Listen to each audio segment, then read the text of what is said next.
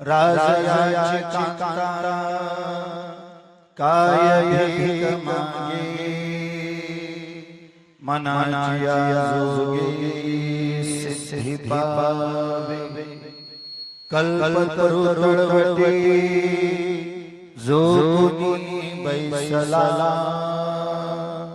काय त्याला सांगा जोजी श्री गुरु सारखा असता पाठी राखा इतरांचा लेखा कोणी ज्ञानदेव म्हणे तरलो तरलो आता उधारिलो गुरु कृपे श्री गुरु सारखा असता पाठी राखा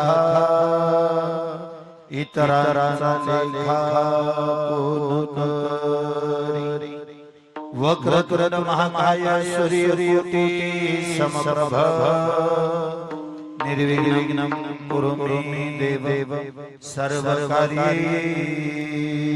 सर्वदा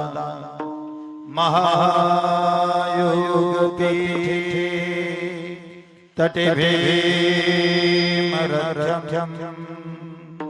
वरं पुंडरीकाय दातुं मुनीन्द्रहि समागतिष्ठं तमानन्दगगनं परब्रह्मलिङ्गं भजे पांडुरंगं पांडुरंगाकर प्रथम नमस्ते चरणाची त्यांच्या कृपादानाचा विस्तार हो बाबाजी सद्गुरु दास तुका जयाचा जनी जन नामार्थ झाला जया सदा नामात केला जयाचा सर्वदा नाम कीर्ती नमस्कार ब्रह्म चैतन्य मूर्ती आदमापुरासिके सम पंचधाम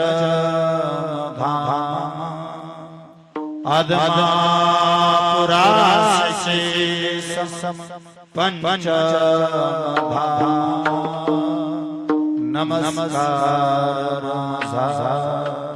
सद्गुरु बाबा मस्तक हे मायावरी मस्तक हे मायावरी कोण्या हे मस्तक हे मायावरी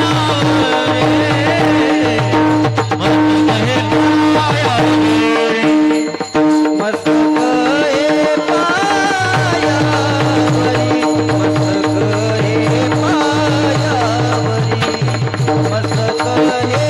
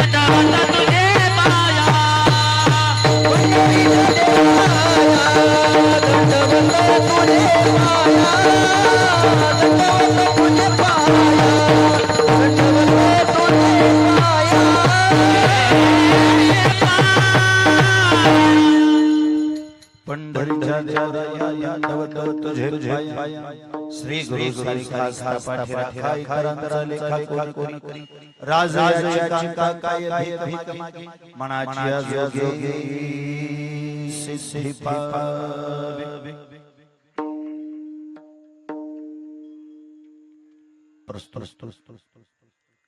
प्राप्त प्रसंगी कीर्तन सेवे बदलेला अखंड महाराष्ट्राचा विचार अखंड विश्वाचा विचार या विश्वास अधिकार मुळात संत म्हटलं की त्याच्या पुढे विश्वास आणि अधिकार शब्द जोडावा या महाराष्ट्राच्या मध्ये जेवढे संत झाले अधिकार ज्याचा अधिकार आहे ज्याचा अधिष्ठान आहे ज्याचं कार्य आहे ज्ञान शांती म्हटलं नाद भक्ती म्हटलं की नामदेवराय आणि वैराग्य म्हटलं की जगद्गुरु बरोबर आहे या महाराष्ट्र मातीसाठी ज्याने वेगळं योगदान ज्याने स्वतःच्या महाराष्ट्राच्या मातीची सेवा ज्ञानोबा बारीक संप्रदायाचा पाया घातला त्या पैठणच्या नाथांच्या संप्रदायाला उंची प्राप्त व्हावी आधार नामदेवराय संप्रदायाचा विस्तार केला तुकोबाया संप्रदायाच्या स्थानी विराज मला अतिशय सहज बोलू द्या विशाल कधी एकांतात प्रश्न पडतो ज्ञानेश्वरीचे उच्चार म्हणावे नेमकी माणसावरती कृपाची सहज ज्ञानोबा ज्ञानेश्वरी पांडुरंग महाराज अतिशय सोपं माझ्या स्वतःच्या बुद्धाला असं वाटतं ज्ञानोबा कृपा होण्यासाठी कदाचित जास्त पण पाठीमागल्या काही दिवसापूर्वी गुरु चैतन्य महाराज त्यांच्या कीर्तनात एकदा असं असे चैतन्य बाबा कीर्तनात असं असले माणसाने 24 तास 55 मिनिट आपल्या मर्जीने जगावं 24 तासापैकी 23 तास 55 मिनिट आपल्या मर्जीने जगावं फक्त त्यातली 5 मिनिटं काढून माणसाने ज्ञानेश्वरी वाचावी लोकांनी विचारलं बाबा वाचली असती ज्ञानेश्वरी पण आमची अडचण अशी ते आम्हाला कळत नाही हो मी म्हणलो तर येडापणा ठरेल चैतन्य बाबांच्या मुखातलं वाक्य आहे चैतन्य बाबा म्हणतात अरे काळजी करू नका ती तुम्हालाच कळत नाही असं नाही ज्ञानोबराय सोडून ती कुणालाच कळाली नाही ही ज्ञानोबरायानंतर ती कुणालाच कळाली नाही ज्याने त्याने आपापल्या परीनं अर्थ लावण्याचा प्रयत्न केला ज्याने त्याने आपापल्या परीनं त्याचा अर्थ काढण्याचा प्रयत्न केला जन्माला आलेल्या बाळाला काही माय कळत असते काय तेव्हा जन्माला आलेल्या बाळाला आई कळत असते काय तेव्हा पण त्या आईच्या पदराला घेऊन धरून जसं हिसकं देतं ना तसं आपण ज्ञानेश्वरीच्या अक्षरांच्या जवळ बसावं ज्ञानेश्वरीच्या अक्षराला आपण हिसके द्यावेत बाळाने पदराला हिसका दिला की आईला पाना फुटतो बाळाने पदराला हिसका दिला की आईला पाना फुटतो ज्ञानेश्वरीच्या अक्षराला दिली ज्ञानेश्वरीला पाना फुटतो आणि ज्ञानेश्वरीला पाना माझ्या मुखातून जनाई एका ठिकाणी असते ज्ञान एवढा एकदा ज्ञानेश्वरीला पाना फुटला तर मग ज्ञान होय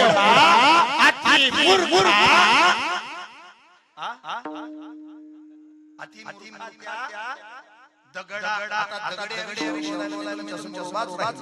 पण दगडे विषयाला स्पर्श करत असताना मला काही दिवस झाला एका नदीच्या दगड होता झाला काही नदीला पूर आला आणि प्रचंड पूर आला तर काठाचा पुराच्या पाणी गेला जो भयंकर होता तोपर्यंत दगड पूर होता तोपर्यंत दगड राहिला पण कोणताही पूर असू द्या ओसरतो एवढं मात्र पूर कोणताही असू द्या ज्ञानाचा असला ओसरतो धनाचा असला ओसरतो संपत्तीचा असला ओसरतो सामर्थ्य असला तरी ओसरतो पूर आहे म्हणजे ओसरणार नाही काही दिवसानंतर त्या पुराचं पाणी ओसरलं आणि काठाला असणारा तो दगड पुन्हा पडला मला तरी सांगा ज्यावेळी त्या पुराच्या पाण्यात होता तेव्हा त्या दगडाने त्या दगडाने पुराच्या पाण्यातले 10 घोट कोणी पिलं का 15 घोट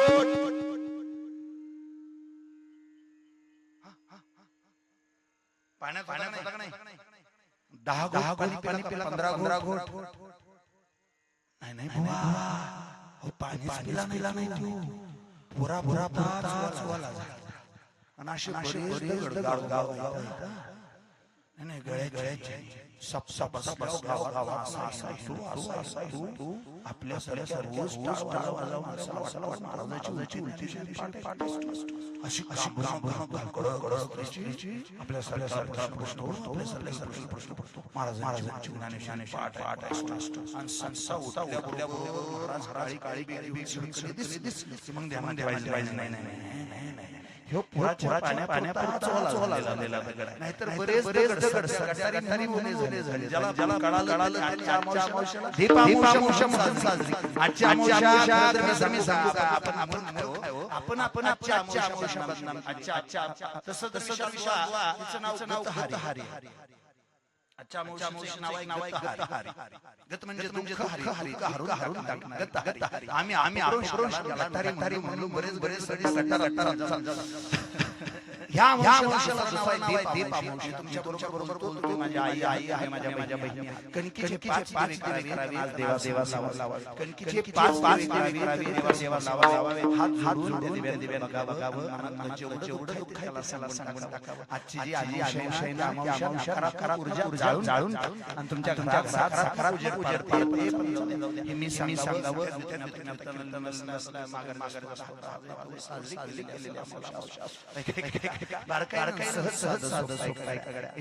काठाला असणारा गड काही काळाला पुन्हा मात्र कोरडा राहिला मला अतिशय जबाबदारी सजीवामध्ये बुद्ध राम निर्जीवामध्ये निर्बुद्ध दगड म्हणा मी ज्ञानेश्वरी कृपा सांगतो माझ्या ज्ञानेश्वरी कृपा झाली तर सजीवान बुद्ध असणारा रेडा बोलायला मैसी मुद्रा मुखी बोलवे मित्रों मैसी मुद्रा मुखी बोलवे मित्रों मैसी मुद्रा मुखी बोलवे मित्रों मैसी मुद्रा मुखी बोलवे मैसी मुद्रा मुखी बोलवे मित्रों मैसी मुद्रा मुखी बोलवे मैसी पुत्रा मुखी बोलविले सुखी मैसी पुत्रा मुखी कालविले बेते बैतो निजा कालविले बेते बैतो निया नया समान्या महिमा संताता नया समान्या महिमा संताता कालविले बिनती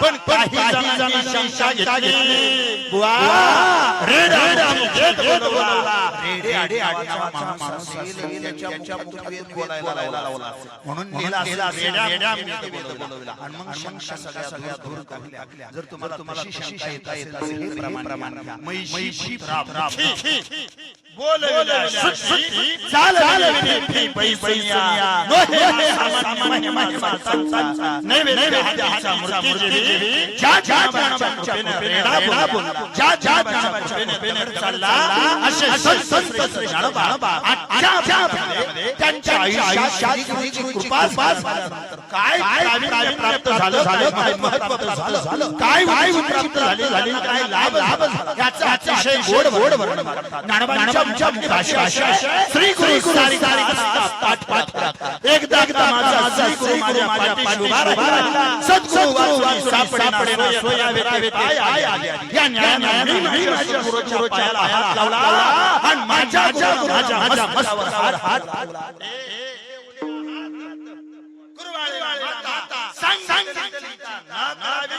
माझ्या सद्गुरूंनी माझ्या मस्तकावर हात ठेवला आणि एकदा सद्गुरूंनी मस्तकावर हात ठेवल्यानंतर माझी अवस्था झाली. आता मला त्या कशाची गरज नाही. श्री सारी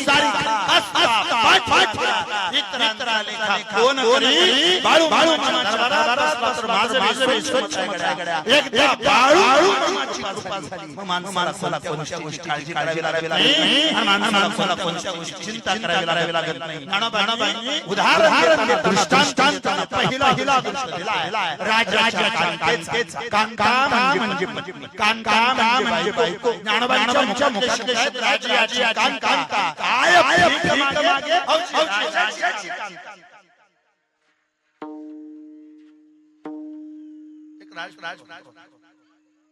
राजा अशी जुन्या काळातली प्रथा होती. प्रथम निघली आणि पुन्हा डॉक्टर बाबासाहेबांनी वाक्य लिहून ठेवलं. इथून पुढे राजाच्या जन्माला राजा होणार नाही. माताच्या पेटीतून जो उभा राहील तो राजा. हे नंतर संविधानाने केलेलं आहे. पण काळ राजा असे नियम होते. एक राज निघालेला असताना रस्त्याच्या त्याला तारेवर सरत करणारी एक मुलगी दिसली. बहुतेक तारेवर सरत करणारी बंबारी समाजाची मुलगी. तुझा बाळ वाजवत आणि पोरगी हात तारेवर चालत तारेवर थोडं तारेवर बाकी माणसं टाळ्या वाजवली. बाकी माणसं पैसे पोरीचं लक्ष टाळ्यावर पैशावर.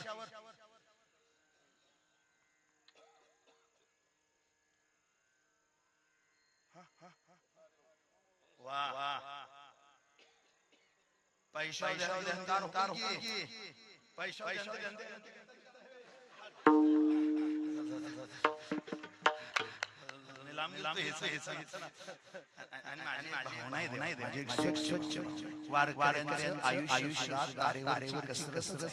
लोक टाळ्या वाजवतील लोक पैशाने लक्ष ती जशी तसे आपण आपल्या मार्गाने सरळ चालावं.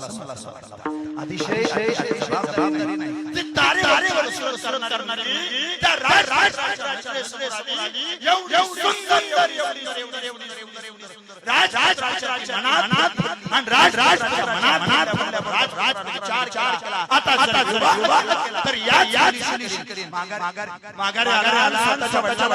राजाला बोलून बाबा विवाह तर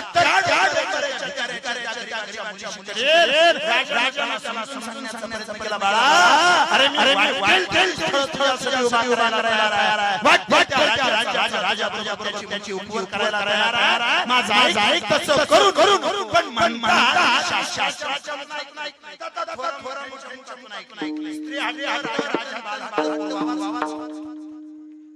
स्त्रीने केलेला राजाने केलेला आणि लेकराने केलेला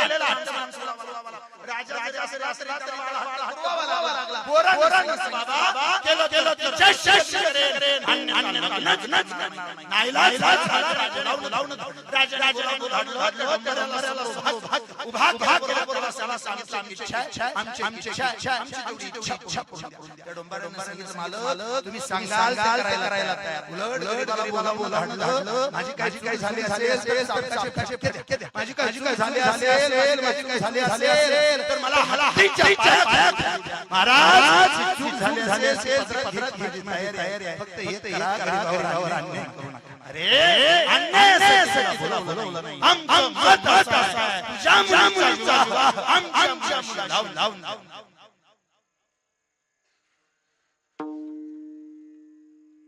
डबा डोळ्याने राजा सांगितलं माग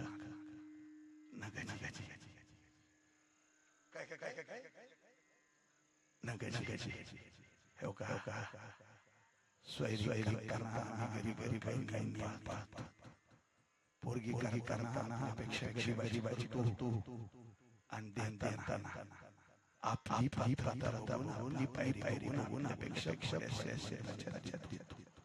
कहा राजा नुसता पैसा पाणी दिल्या बापाची पुरी गेल्यावर गाठ सोडून दिली काय तुम्ही काही जणांना विचारून घ्या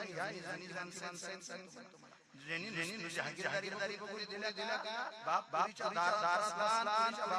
पुरीच्या दारात नोकरांनी त्याच्या हातात दिला त्याचा धडा नाही माझी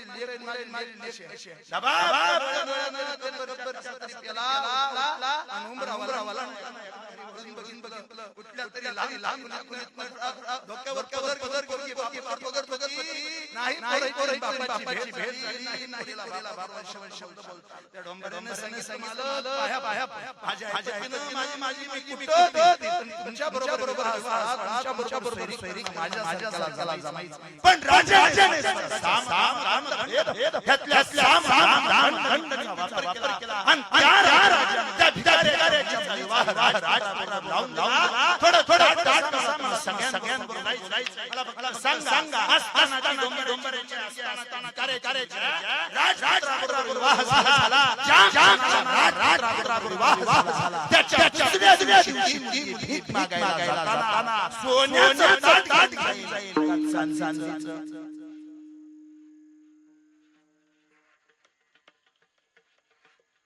उजवा कवल मी लय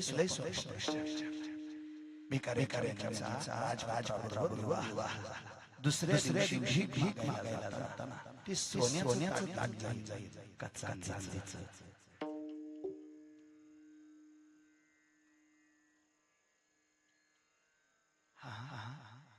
बोला मी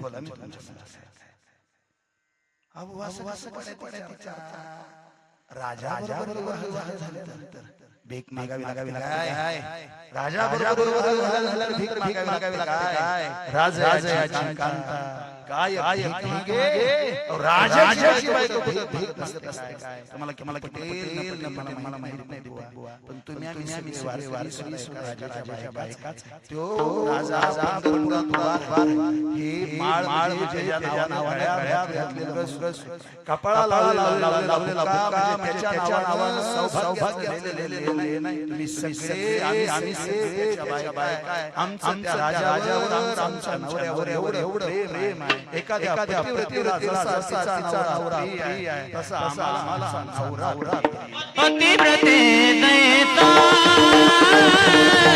प्रतार पतिव्रते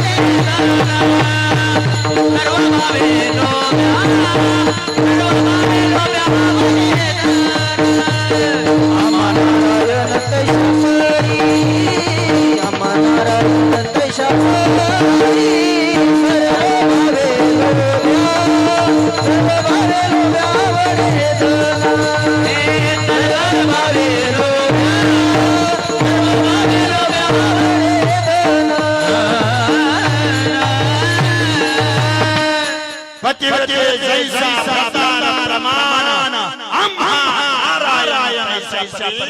आम्ही त्याच्या काय आमच्या बायका आणि त्याच्या बरोबर विवाह झाला की भीक मागावी लागते. जशी राजाबरोबर भीक मागावी लागते तसं सद्गुरूची कृपा झाल्यानं भीक मागावी लागते.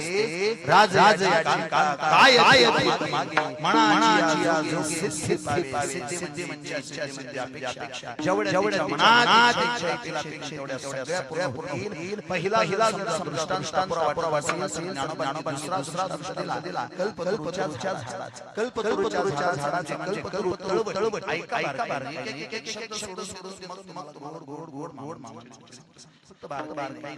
कल्पतरू तळवट म्हणजे खाली आपल्याकडे एक शब्द आहे की तळवट जे आपण खायला त्याला काही तळवट म्हणजे असं नाही. कल्पतरूच्या खाली एखादा बसला. कल्पतरू तळवट जो कोणी बसला काय वाण म्हणजे कल्पतरूच्या झाडाला बसला. कल्पतरूच्या कुठल्या गोष्टी कल्पतरूचं झाड म्हणजे मनात लगेच मनात सगळ्या इच्छा करतात त्याला झाड म्हणतात. मी आणखी बोलतो तुम्ही कोणत्या भावनेने बघता मला माहित नाही. पण हा बाळूचा दरबार कल्पतरूचं झाड हा बाळूच्या दरबारात येताना कुठली इच्छा घेऊन मी अगदी कॅमेऱ्याच्या समोर कुठली इच्छा घेऊन मामांचा लावत असताना मामाचं दर्शन घेत असताना शुद्ध करणारे मामाला शुद्ध करणारे नका तुम्ही याला सांगा.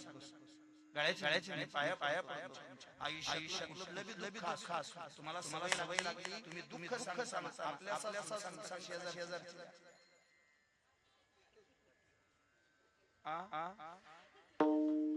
आणि तिची सून मग आपल्याला सांगितलं नाही. खरं आपल्याला नांदायचं शेजारनी. बरं किती झालं ती मेले नावाला आपली कशी शेजारची मग पुन्हा वाढवायला पाहिजे. आता ही काय सांगायचं मला अतिशय सोपं सांगू द्या. जो जातीवंत शेतकरी ती वासू सांभाळत बसत नाही. गाय वडली की वासू मागे काय म्हणला शेतकरी बिकरी खानदानी चला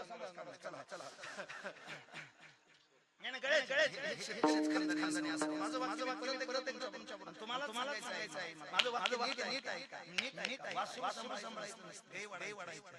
नवरा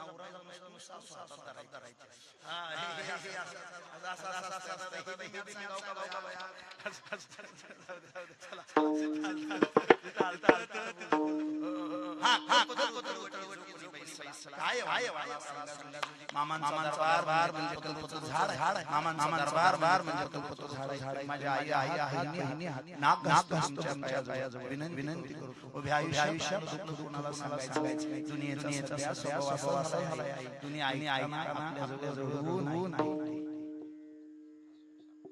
आपल्या जवळ आपल्या जवळ रडू नाही आणि दुसरीकडे जाऊन हसून सांगायचं. त्यापेक्षा दुनियेला दुःख सांगत बसायचं. आपल्या अंगाला काय झालं असलं ते येऊन उभा राहायचं. जगाच्या जनाचा आधार इथं बसलेली माझी बहीण असेल तिचा नवराच काय सांगायचं पाया पुढे तुझ्या माघार दारुड्या नवऱ्याबरोबर पंच दीपक बुवा मी स्वच्छ बोलतो. खरं मला बहीण देवाने मला संगीत देवाला विनंती केली. देवा माझी साथ माझ्या बहिणीच्या मला दारोडा नवरा देऊ दे. तिने काय कसा केला जिच्या जीवाला माहिती. अहो तिला बिचारीने राम पैसे दारू पाय घेऊन गेल्यानंतर त्या लेकराच्या पोटाची अपेक्षा नाही. शाळेची फी भरायला नाही. शाळेत पालक सभेला जर समजा मास्तरांनी बोलावलं तर ह्याची पोरं दिवसभर बाहेर डुकून बघतात. आणि त्याच्या पोरांच्या मनाला वाटत असतं आपला बाप शाळेत नाही येऊ नाही का यावं. बाप दारुड असल्या पोरांना काय वाटतंय सोपं नाही. मी पाया पडतो तुमच्या, नाक घासतो तुमच्या समोर. ह्या गोष्टी बारकाई नाही का? जिचा नवरा दारू पेत असेल त्या बिचारीला विचारा. कदाचित इतरांसारखं तिच्याजवळ 100 रुपये नसतील, कदाचित इतरांसारखं तिच्याजवळ 50 रुपये नसतील. 10 रुपयाचीच नोट घेऊन आले असेल. 10 रुपयाची नोट ती बी आणखी बारकाई नाही का? जेवढी नोट जास्त चुरगाळलेली समजायचं. चुरगाळलेली नोट असली की स्त्रीच्या हातात आली एवढं समजून घ्यायचं. एका घडीची नोट असली की पुरुषाची. आणि जास्त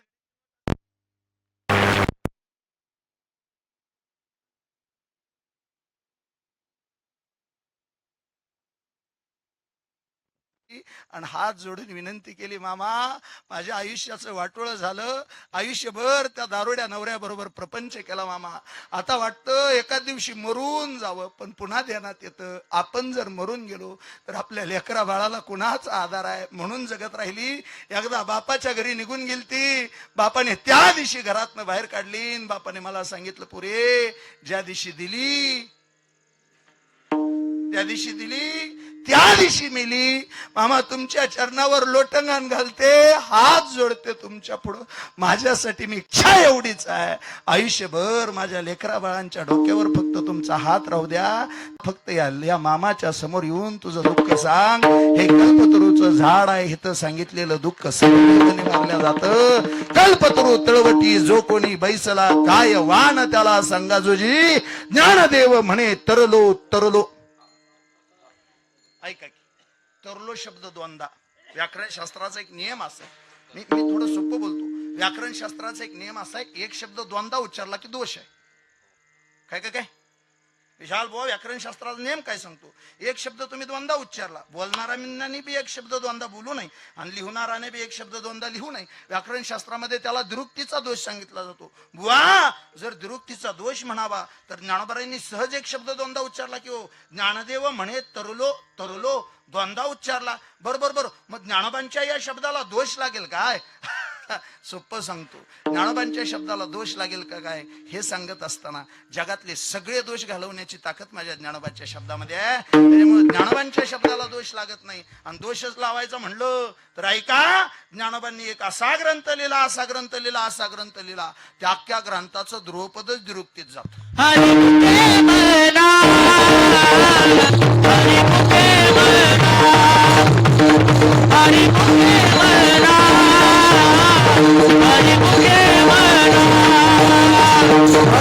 हरिमुखे द्वंदा लगे.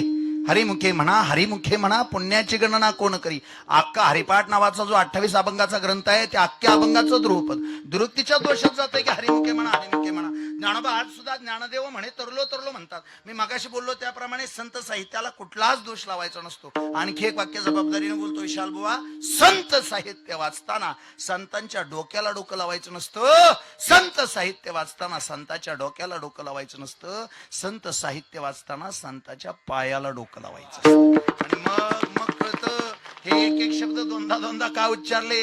ज्ञानदेव म्हणे तरलो तरलो. तुम्ही आम्ही चालताना दोन मार्गाने चालतोय, एक मार्ग संसाराचा, एक मार्ग परमार्थाचा आहे. ज्ञानोबा सांगतात माझ्या गुरुने माझ्यावरती कृपा केली, मी संसाराच्या मार्गानेही तरलो आणि परमार्थाच्या मार्गानेही तरलो. संसाराच्या मार्गाने तरलो म्हणून एकदा तरलो आणि परमार्थाच्या मार्गाने तरलो म्हणून एकदा तरलो. ज्ञानदेव म्हणे तरलो पण ज्ञानोबा हे जमलं कसं? आता उद्धारिलो गुरुकृपे. माझ्या गुरुने माझ्यावरती कृपा केली आणि माझ्या आयुष्याचा उद्धार झाला. मी आणखी सोपं बोलतो, माझी आज या दीप अमावस्याच्या निमित्ताने अपेक्षा आहे या बाळूमामा नावाच्या सद्गुरूची तुम्हा सगळ्यांवरती कृपा व्हावी आणि तुमच्या सगळ्यांच्या आयुष्याचा उद्धार व्हावा. ज्ञानोबा कारण सांगतात, अहो राजाची कांता कुठं भीक मागत असते काय? सद्गुरूची कृपा झाल्यानंतर कुणा पुढे हात पसरावा लागत नाही. सद्गुरूची कृपा झाल्यानंतर कल्पतरूच्या झाडाखाली बसल्यासारखं वाटतं. कल्पतरू तळवटी जो कोणी बैसला, काय वाण त्याला सांगा जोजी. आणि आलेले सगळे लक्षात ठेवा गड्या, बाळूमामाची प्रचंड भक्तिभावाने सेवा करा. कारण श्री गुरु सारिखा आस्था पाठीराखा, इतरांचा लेखा कोण करी. काहीसा या अर्थाचा 4 चरणाचा सद्गुरूची श्री गुरुची कृपा झाल्यानंतर तुमच्या माझ्या आयुष्यात काय सामर्थ्य प्राप्त होईल हे सांगणारा अतिशय गोड, अतिशय समर्पक, आजच्या सेवेला साजेसा असणारा अभंग. काहीसा या अर्थाचा अभंग सेवेला घेण्यापाठीमागचा परिहार नाम सेवेचं कारण अनंत कोटी ब्रह्मांड नायक राजाधिराज सच्चिदानंद श्रीमंत सद्गुरू बाळूमामा आणि त्या बाळूमामांची काय तुमच्या परिसरावर कृपा झाली असेल कुणास ठाऊक. थोडं धाडसाने बोलतो. पाठीमागले एक 10 वर्षापूर्वी मामांचं एवढं मोठं प्रस्थ नव्हतं बघा. मामांचे हे बकरे सुद्धा फिरत होते. काल परवा मला एक फोटो बघायला मिळाला मामांच्या पालखी तळाचा. आपण राहुट्या घालतो का नाही, ज्ञानोबरायांच्या वारीला गेल्यानंतर राहुट्या घालतात का नाही, तेवढाच मामांचा पालखी तळा असायचा. आताच्या सारखी एवढी वाहनं वगैरे एवढी तेवढी एवढा त्यावेळी सगळ्याच पालख्यांचा सगळ्याच बग्यांचा त्यावेळी तेवढाच विस्तार असायचा. आताच्या सारखा तेवढा लवा जमाना होता त्यांचा. आणि माणसं सुद्धा एवढी त्याच्या पाठीशी लागत नव्हती. पण हळूहळू हळूहळू ह्या गोष्टी एवढ्या सामर्थ्यानं पुढे आल्या. मी थोडं धाडसाने बोलू का विशाल बुवा? हे लाईव्ह आहे का रेकॉर्डेड आहे? रे रेकॉर्डेड आहे मग बरं आहे. आणि शक्यतो नाही बरंच आहे रेकॉर्डेड आहे ते. ऐका, मी थोडं धाडसाने बोलतो. कोरोनात माणसाला ह्या सगळ्या गोष्टीची किंमत कळाली बघा. हा, जेव्हा कोरोना आला का तो माणसाला सगळ्या गोष्टीची किंमत कळाली. खोटं वाटेल महाराज, कोरोनात अख्खा महाराष्ट्र बंद होता तेव्हा हा माणूस साक्षीदार आहे बघा. अख्खा महाराष्ट्र बंद होता तेव्हा आमच्या परिसरामध्ये 11 नंबर 4 नंबर 14 नंबर असे बगे फिरले मामांचे. 4-4 हजार समाज त्या काळात त्यावेळी जेव्हा लॉकडाऊन होतं त्यावेळी 4-4 हजार समाज बग्यात येत होता. आणि त्या बग्यात आम्ही त्यावेळी कीर्तन केली. मला प्रचंड ती गोष्ट आजही अंगावरती काटा उभा राहतो ते सगळं सांगताना. ज्या वेळेला माणूस माणसाला स्पर्श करत नव्हतं, माणूस माणसाला बघायला सुद्धा जात नव्हतं गळ्याचे. माझं आणखी खरं तर माझ्या आता विषयाला ते अनुसरून नाही तरी पुढे बोलतो. त्या कोरोनाच्या काळात माणसं मेली नाही, ती आपण मारली. नाही गळ्याची नाही, आपण आपली माणसं मारली. मला फक्त सांगा घरी कोणी मेलं का? मेलेली सगळी सरकार म्हणलं हात धुवा हात धुवा हात धुवा आणि त्या गाड्यांनी हात धुवून घेतलं. नाही गळ्याचे नाही, सरकारच म्हणायचं ना हात धुवा हात धुवा हात धुवा, त्यांनी हात धुवून घेतलं. मी आणखी सोपं बघायला जाणाऱ्यांनी मी अर्धी मारली. कुणी बघायचं 3च सफरचंद नेलती त्यांनी, त्याला 4थं सुद्धा घेऊ वाटलं नाही, दाढात झाला नाही त्याला. 3 सफरचंद पावशा झालं. हो हो बास बास बास म्हणला बास बास बास. अर्धा किलोचा दाढा झाला नाही. 3 सफरचंद असे हातात घेऊन गेला. आणि हातात घेऊन गेल्यानंतर खरं तर जे राखान बसलो होतं त्यांनीच 3 खाल्ली. ज्याला खोकला सर्दी होती त्याला एक बी मिळालं नाही. 3 सफरचंद त्याच्या हातात दिली. ज्याला कोरोना झाला त्याला लांबनच बघितलं. बरं जवळ जायचा धडा होता काय त्या लांबनच बघितलं. म्हणला बरं आहे का बरं आहे का म्हणलं होती. बिचारं खोकलं होतं त्याच्या जीवाला ती नाराज झालं. तपलं ती विचार करत बसलो होतं काय चुकलं असेल राव. आपल्या घरातली माणसं आपल्याला शिवणा झाली असं त्यांनी विचार केला. ती रडायचं एकटा असताना रडायचं. आणि ह्यानी त्याला तिथनं लांब बघाय गेलेले लांब न प्रश्न विचारला किती स्कोअर आहे. ती तपल्या जीवाला मी सांगतो ती तपल्या जीवाला खात बसलं होतं. आणि ह्यानी विचारलं किती स्कोअर आहे. म्हणला 20. आयो 20. I I I I. अहो आमच्या शेजारच्याला 13च होता.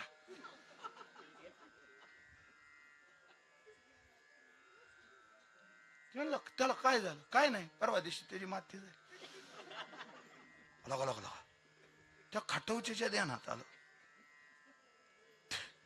13वाल्याची जर माती झाली आपला 20 आहे 20. एक वाक्य सांगतो पांडुरंग बुवा, माणूस जर मनाने खाचला ना तर चांगलं शरीर तो जीव मारू शकतो. एवढी तुमच्या मनात ताकद आहे. तुम्ही जर एखादा आजार तयार करायचा म्हणलं तर तुम्ही मी आणखी दाडसाने एक वाक्य बोलतो विशाल बुवा, ज्या आजाराची तुम्हाला लक्षणं माहिती आहे ती 100% तो आजार तुम्हाला जडणार. कोरोनाची लक्षण माहीत झाली ना, कोरोनाची लक्षण गळ्याची नाही माणसाला कोरोनाची लक्षणं माहीत झाली. आणि लक्षणं माहीत झाल्यामुळे माणूस स्वतःला चेक करायचं. बरसानं आलं मला, मी त्या काळात काल्याच कीर्तन केलं. तर राव इथं इंदापूर तालुक्यात माळवाडील काल्याच कीर्तन केलं. माझ्या बरोबर तो गुण होता. आणि काल्याच कीर्तन केल्यावर मला थोडी बरसानं आलं. आमची घरची मला म्हणली बुवा जा बर म्हणली तेवढं. मी म्हणलं हो का तसं नाही, मी जायचं असलं तुम्हाला यावं लागेल. आम्ही दोघं जोडीने गेलो. गाड्यांची एक रांग बायांची एक रांग. ती त्यांच्या रांगात उभा राहिल्या, मी माझ्या रांगात उभा राहिलो. आणि माझं नशीब गाण्यारडवं नेमकं त्याने ती काडी नाकात घातली आणि मला शिका आली. आणि जशी मला शिका आली तसं त्यांनी मला सांगितलं. म्हणले बुवा लांब उभा राहा. म्हणलं का? म्हणले तुम्ही पॉझिटिव्ह आहे. म्हणले पॉझिटिव्ह. त्यांनी जसं सांगितलं तुम्ही पॉझिटिव्ह आहे तसं मी बाजूला उभा राहिलो. मी बाजूला उभा राहिलो आणि तिथं काय शाल बुवा करायचंय. त्यांनी मला आपलं काळजी घ्या म्हणून सांगितलं. मला म्हणली घरी जा. बर बर बर गाडी चालू केली आणि मी माघारी वळून बघितलं.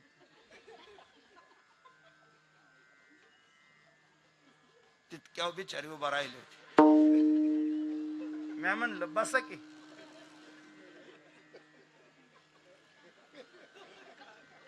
बसा की चला.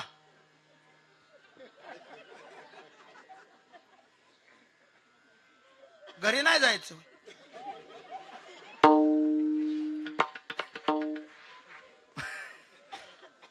म्हटली मला अजून एक बार टेस्ट करायला सांगितली, तुम्ही पुढं व्हा. खरं सांगतो विशाल बुवा, गाडीवर बसलो, गाड्या एकटा घरापर्यंत आलो. सरकारी दवाखान्यापासून एकटा घरापर्यंत आलो. डोळ्यातनं घळ घळ पाणी आलं.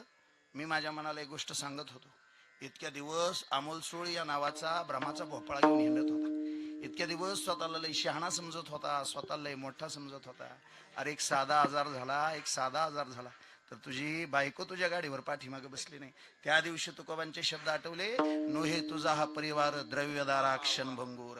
अरे ज्या परिवाराला तो तुझं म्हणतो ना, हा परिवार तुझा नाही, द्रव्यदारा तुझा नाही. कडे ह्या सगळ्या गोष्टी बारकाईनं कुठनं तिकडे गेलतो.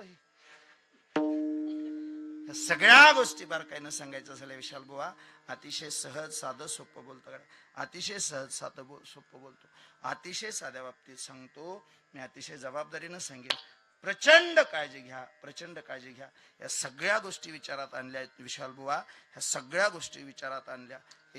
आज मामांच्या त्या कोरोनाच्या काळात आम्ही एवढी प्रचंड कीर्तन केली. 4,000 हजार समाज येत होता, पण एकही माणूस त्यातला पॉझिटिव्ह झाला नाही. एकाही माणसाला बाधा झाली नाही. आणि त्यानंतर मात्र मामांबद्दलची लोकांची भावना जी फिरली, मामांबद्दल लोकांची भक्ती जी फिरली. आज 19 पालख्या फिरतायत, ऐश्वर्य संपन्न पालख्या आहेत. राव काय एका पालखीचं वैभव आहे, काय एका पालखीचं सामर्थ्य आहे. बहुतेक त्यातलीच पालखी एखादी इथं आली असेल. तिथं मेंढी माऊलीचं मंदिर आहे. मी खरं तर सज्जन महाराजांना विचारायला पाहिजे होतं, पण माझा तो दोष, मला ते विचारता आलं नाही. ज्यार्थी मेंढी माऊलीचं मंदिर आहे त्यार्थी निश्चित कोणती ना कोणती पालखी इथपर्यंत आली होती. एखाद्या मेंढी माऊलीचं निधन झालं आणि त्याच मेंढी माऊलीला तिथं त्या ठिकाणी तिचं अंत्यसंस्कार करण्यात आले. आणि त्या निमित्ताने इथं बाळूमामाचं वास्तव्य तयार झालं. चांगली माणसं पुढे आली. आणि मी आणखी सांगतो, समाज कार्य करायचं म्हटलं की चांगल्या माणसांनी पुढे यावंच लागतं. समाज पुढे न्यायचा असलं धर्माचं काम करायचं म्हणलं की 4 जणांची मदत घ्यावीच लागते. 4 जणांची, कोणाकोणाची. ज्याच्याजवळ पैसा आहे त्याला पैसा द्यावा लागतो. ज्याच्याजवळ वेळ आहे त्याने वेळ द्यावी लागते. ज्याच्याजवळ पैसा आहे त्याने पैसा द्यावा लागतो. हे दिसतं, पण हे सहजासहजी उभा राहत नाही. ह्याच्यासाठी दानशूर माणसाने पुढे यावं लागतं. ज्याच्याजवळ पैसा आहे त्याने पैसा द्यावा लागतो. ज्याच्याजवळ वेळ आहे त्याने वेळ द्यावी लागते. ज्याच्याजवळ कष्ट करायची तयारी आहे त्याने कष्ट करावं लागतं. आणि चौथा एक गडी शिल्लक राहिलाय, सांगतो थोडं धाडसाने. ज्याच्याजवळ पैसा आहे त्याने पैसा द्यावा लागतो. ज्याची कष्ट करायची तयारी आहे त्याने कष्ट करावं लागतं. ज्याच्याजवळ वेळ आहे त्याने वेळ द्यावी लागते. आणि ज्याला काहीच करायचं नाही त्याने गप्प बसावं, फक्त धर्माच्या कामात आडवं येऊ नये. याने गळ्याचे नाही. आणि ही 34 जात लय भयंग का. ह्या तिघाची काहीच अडचण नाही सध्या गावोगाव. हे 4थाच गडी. ह्यानी जर मनात आणलं ना, टाळाच्या वाद्या ह्यो बैलाच्या गळ्यात नेऊन बांध. नाही गळ्याचे नाही, पण हो गावात टाळ वाजून द्यायचं नाही, असं भयंकर. जाऊ दे, चला. ऐका, मामांची प्रचंड केलेली सेवा फळाला आली. आज अख्खा महाराष्ट्र आदमापूरला जातो. काय भाग्य आहे तुमच्या नगरीचं. अख्खा महाराष्ट्र आदमापूरला जातो. आणि आदमापूरचा राजा येऊन तुमच्या मातीत राहतो. आदमापूरचा राजा येऊन तुमच्या नगरीत राहतो. गड्या भाग्य आहे. मी तर म्हणेन मामा आले तुमचं भाग्यच उजळले भाग्याता.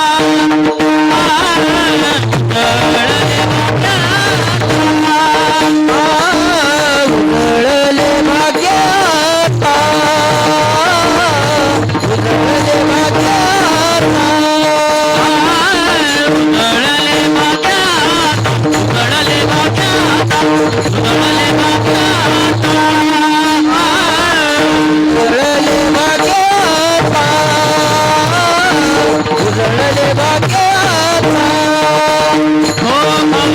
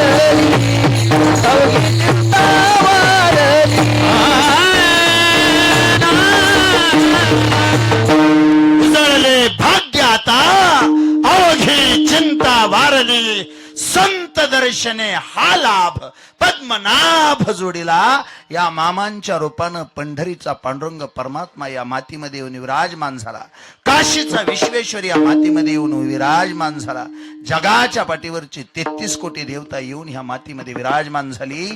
त्या मामांच्या चरणावरती नम्रतापूर्वक नतमस्तक होतो. ज्यांचं ज्यांचं या सोहळ्यासाठी या मंदिरासाठी सहकार्य लाभलं असेल त्या सर्वांच्या चरणावरती नम्रतापूर्वक नतमस्तक होतो. आजच्या सबंध कार्यक्रमासाठी ज्यांनी सौजन्य दिलं ते आदरणीय विजयकुमार जगन्नाथ मारकड, आदरणीय विशालराव जगन्नाथ मारकड आणि आदरणीय विजयराव खताळ, विजयराव पांडुरंग खताळ, ह्या तिघांनी आजच्या सबंध कार्यक्रमाचं सौजन्य घेतलंय. त्या तिघांचं मनापासून आभार मानतो. सज्जदादांनी निमंत्रण दिलं आणि ह्या मातीमध्ये येण्याचं भाग्य माझ्यासारख्याला मिळालं. सगळ्यांचा आभार मानतो, उपस्थित सगळ्यांचा आभार मानतो आणि थोडंसं मामांच्या चरित्रातून थोडासा अभंगाला स्पर्श करण्याचा प्रयत्न करतो. विठ्ठल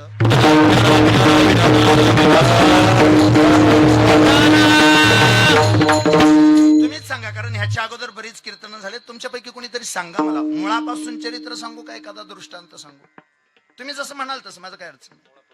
म्हणजे सुरुवातीपासून सांगू का एखादा दृष्टांत सांगू? सुरुवातीपासून ऐकता, थोडं ताट बसा बरं. ऐका मुळापासून, शांत ऐका, अगदी शांतपणे ऐका. मुळात मामांचं मूळ कुटुंब कर्नाटकातलं, आडनाव आरभावे. जिथपर्यंत मूळ पुरुषाचा अभ्यास येतो तिथपर्यंत मूळ पुरुषाचं नाव बाळाप्पा.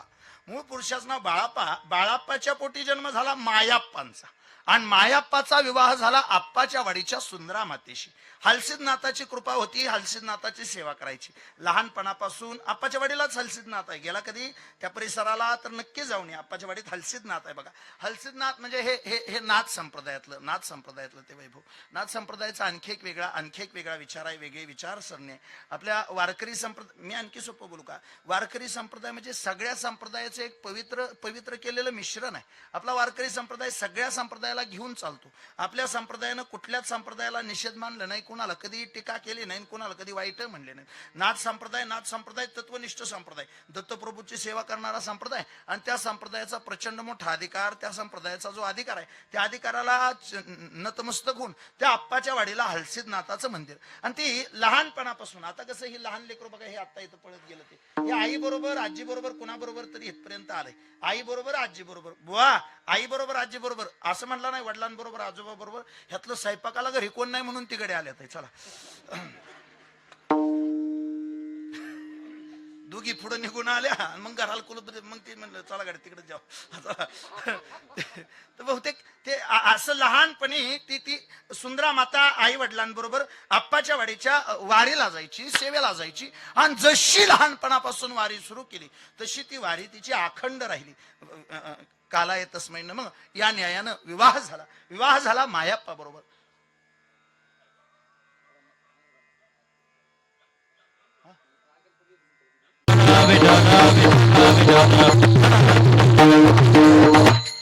काय सूचना असल्या तर आताच सांगावे, पाठीमागे आवाज येत नसला थोडं तुम्ही बी पुढं सरा. आता ते काय झालंय, एक साऊंड थोडा पाठीमागे द्या दादा, आवाज वाढवा त्याचा. आता ते काय आहे, माझं हे पाठ केलेलं कितव्या पानावाला आता पुन्हा आठवावं लागेल.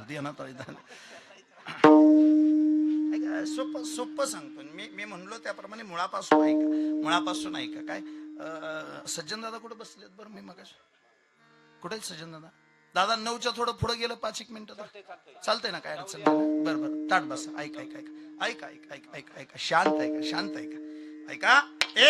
आप्पाच्या वाडीच्या हलसिद्धनाथाची सेवा करत होती आणि हलसिद्धनाथाची वारी करता करता मी मागाशी बोललो तसं मायाप्पा बरोबर विवाह झाला.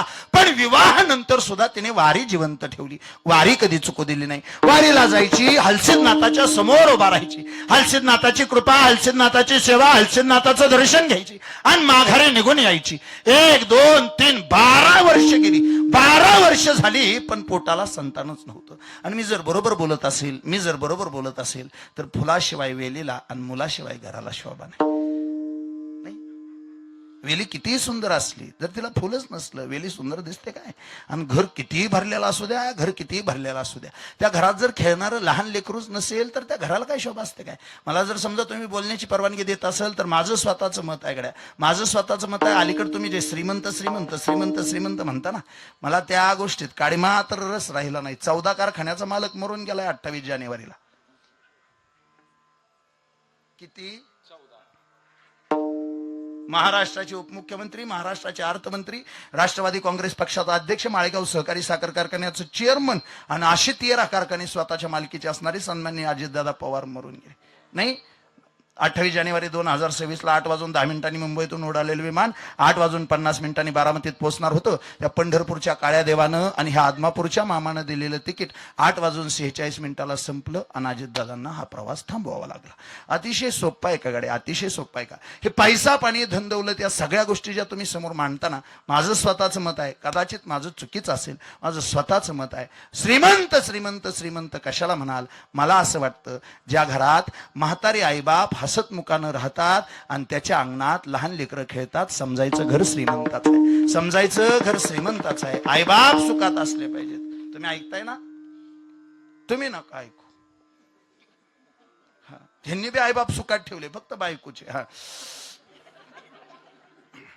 नाही गळ्याचे नाही. आणि सगळीकडे हीच अडचण आहे देवा. मी हे बोलायला तुमच्या पुढे उभा राहिलो नाही. मला मामांचं चरित्र सांगायचंय, मामांच्या चरित्राला स्पर्श करायचा आहे. पण बऱ्याच जणींची हीच अडचण आहे. हिता आल्यानंतर कपाळाला भंडार लावती, हिता आल्यानंतर मामांच्या पुढे उभा राहती, मामांचा महाप्रसाद खाती, जय बाळू मामा म्हणून असं हात वर करती, माघारी निघून जाती आणि सासऱ्यावर बोलत नाही. तुमच्या इकडे सासऱ्याला हाक मारताना काय म्हणून मारतात? आ, मामा म्हणतात ना, मामा म्हणतात ना. आणि ह्या देवाला काय म्हणतात? मग ह्यो तिथं आहे का त्यो हित आहे? बुवा तुम्हाला काय माहित म्हातारा काय गुणाचं आहे. असं हीच अडचण आहे ना, हीच अडचण आहे. मी तोंडावनं सांगेन, मी आल्यापासून मोजले ह्यातल्या 7 जणी सासूबर बोलत नाहीत. 7 जणी. नाही तुम्हाला चेष्टा वाटत असेल. सज्जन दादा तुम्ही परवानगी द्या, मी 7 उभा करून दाखवत. हा, काय होईल ते होईल, काय त्याला असतंय दावा? नाही असू द्या, काय होतंय दावा त्याला. बरं राहू द्या. तुम्हाला जर भ्या वाटत असलं तुम्ही गप्प बसा. त्या 7 जणी माझ्या बहिणी आहेत, तुम्ही मनाने उभा राहा ग. 7 जणी काय भांडणाला पाया लागला काय? तुमच्या जीवाला माहिती आहे का नाही? आपण बोलत नाही म्हणलं राहो बस 7 जणी. हा, 2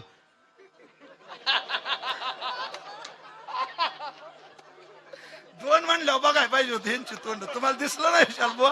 2 म्हणलं ह्यांनी गप दिशी बाया. मी दुपारी सासू हाणली, मी उठली नाही, कंची उठली पुन्हा, कंची उभा राहिली कुणा.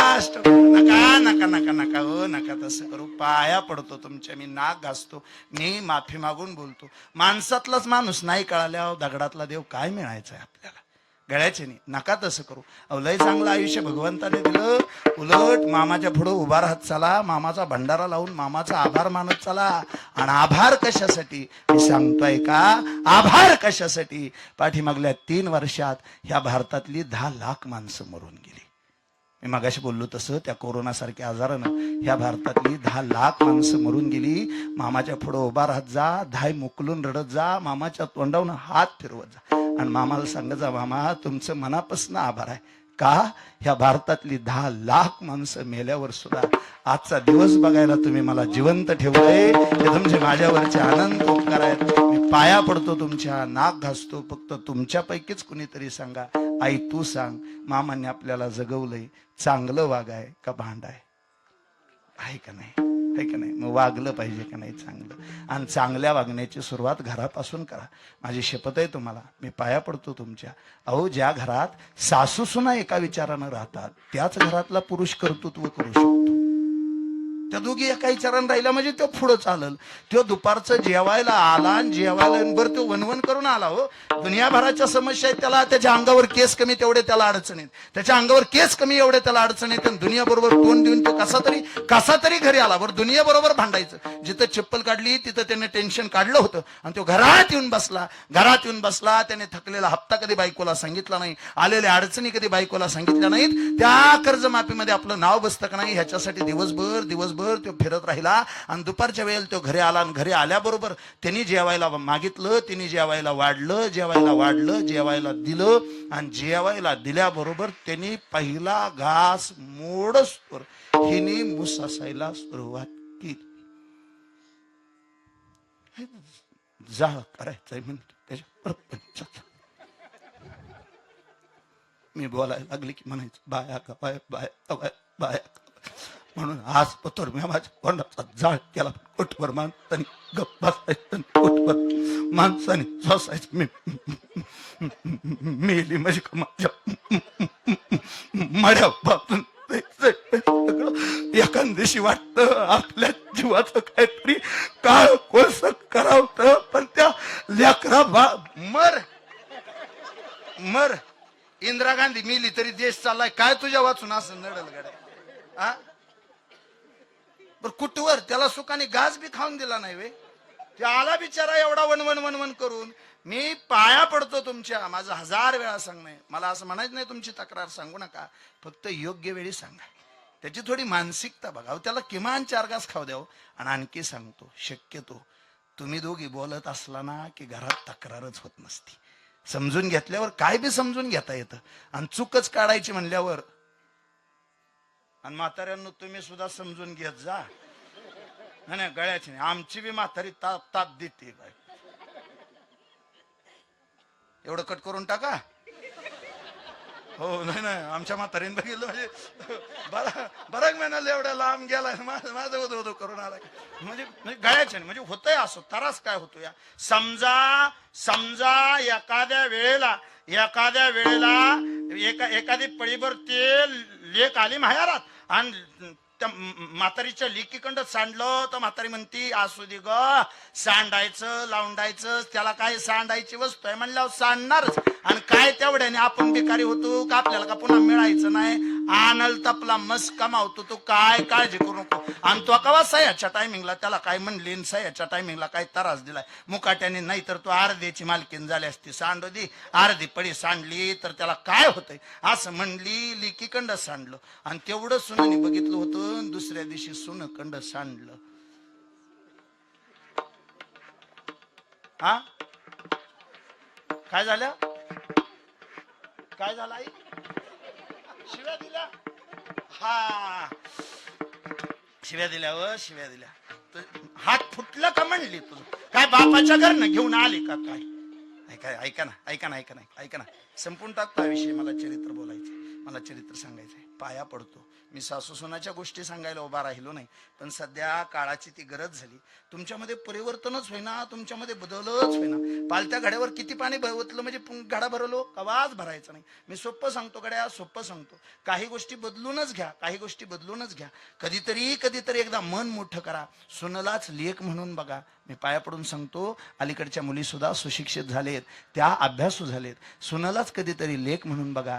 ज्या दिवशी ती माघारी फिरून तुम्हाला आई म्हणेल, त्या दिवशी तुमच्या घराचा स्वर्ग झालेला असेल. त्या दिवशी ह्या बाळूमामाची तुमच्यावर कृपा झालेली असेल. त्या दिवशी हा बाळूमामा तुम्हाला पावला असं समजा. त्या आप्पाच्या वाडीच्या हलसिद्धनाथाची वारी करता करता 12 वर्ष झाली, पण संसाराच्या वेलीला फूल लागलं नाही. 12 वर्ष झाली तरी वारी बंद नाही आणि संसाराच्या वेलीला फूल नाही. एक दिवशी बारीत उभा राहिलेले असताना ह्या आईसारखी एखादी वयोवृद्ध स्त्री समोर आली, मावशी समोर आली. तिनं सांगितलं, बाई कुणाची ग. वडिलांचं नाव सांगितलं आणि अमक्या तमक्याची. बर बर बर कुठं दिली तुला. मला आरभाव्याच्या घरात दिली मायाप्पाला. बर मग आरभाव्याच्या घरात मायाप्पाला दिली. किती वर्ष झाली. 12 वर्ष झाली लग्नाला. आणि स्त्री जातीला एक सवय राहते. तिने आणखी पुढे विचारलं, पोटाला काय मूलबाळ. मगाशी आपल्याला भेटलेली आजीबाई कुठं बसली हो. ती बार्शीकडं आली बघा. कुठं बसली हो. तिने बसल्या मला विचारलं, मूलबाळ काय आहे का म्हणून. नाही गळ्याचे नाही. बोललं पाहिजे, बोललं तर माझ्या विषयाला. सध्या माणसं ह्या मोबाईलनी एवढी इडी झाली, शेजारी बसलेल्या माणसा बरोबर माणूस बोलायला बी तयार. आजी तुझ्यामुळे मला माझी आजी आठवली. बरं तुझ्यामुळे आजी आठवली. तुझ्या चरणावर लोटांगण. त्या आजीने विचारलं, पोटाला मूलबाळ. त्या सुंदरा मातेनं सांगितलं म्हणे, पोटाला काही नाही. 12 वर्ष झालं पुरी संसाराला. अगं असं नाही असं नाही पुरी. या हलसिद्धनाथाला काहीतरी मागून घे. नग गाय. अगं काय मागावं त्याला. त्याने आज पतूर दिलंय हे का कमी दिलंय. असं करू नको. मनातली इच्छा नुसती बोलून दाखव. म्हणून आप्पाच्या वाडीच्या हलसिद्धनाथाच्या समोर उभा राहिली. डोळ्याला पाणी आणलं, सांगितलं, देवा काहीच कमी नाही संसाराला. कमी म्हणशील तर काहीच नाही. आज बी काही मागायची इच्छा नाही. फक्त त्या आजीनं मनात घातलं म्हणून आता ह्या वडाळ मनात ते आलंय. देवा इच्छा एवढीच आहे. नीट ऐका, इच्छा एवढीच आहे. देवा मी मेली तरी माझी वारी जिती राहिली पाहिजे. काय एकदा आहे आप्पाच्या वाडीचा हलसिद्धनाथ सुद्धा हल्ला. मेल्यावर वारी जी ती कशी ठेवायची ते ध्यानात आलं. ही मेल्यावर जर ही जी वारी जी ती ठेवायची असेल तर हिची कुस पवित्र केली पाहिजे, हिच्या पोटाला संतान दिलं पाहिजे. म्हणून आप्पाच्या वाडीच्या हलसिद्धनाथाच्या आशीर्वादानं 3 लेकरं झाली. असाच दृष्टांत आहे, असाच काहीसा असाच चरित्राचा भाग आहे तुकोबांचा सुद्धा नाही. ती कणकाई माता पंढरपुरात येऊन त्या पांडुरंगाच्या समोर अशीच उभा राहिली होती. आता मला तिकडे न्यायचं नाही चरित्र. अशीच उभा राहिली होती, पांडुरंगाच्या आशीर्वादानं तिथं सुद्धा 3च लेकरं झाली. तुकोबांच्या म्हणजे त्या भावंडांचा विचार करता तुकोबांचे थोरले बंधू सावजी, दुसरे तुकोबा आणि तिसरे कान्होबा. तिथं 3च झाली. आणि गंमत सांगतोय का, तिथं मधवे तुकोबा आणि इकडे बी 3च झाली. भीमाप्पा, बाळाप्पा आणि भैरू. इथं बाळू मामा मधवे, इकडे तुकोबा मधवे. इकडे तुकोबा मधवे आणि इकडे बाळू मामा मधवे. बर बुवा, मग तुम्हाला असं म्हणायचंय का जगद्गुरु तुकोबांचा अवतार बाळू मामा? अजिबात नाही. एवढा मोठा दावा मी करू शकत नाही, कारण माझ्या अभ्यासानुसार म्हणे रामेश्वर भट द्विजा तुका विष्णू नो हे दुजा. तुकोबा हा महाविष्णूचा अवतार आहे बुवा. जर तुकोबा महाविष्णूचा अवतार आहे तर एकदा सांगा फक्त ह्यो बाळू मामा कुणाचा अवतार आहे?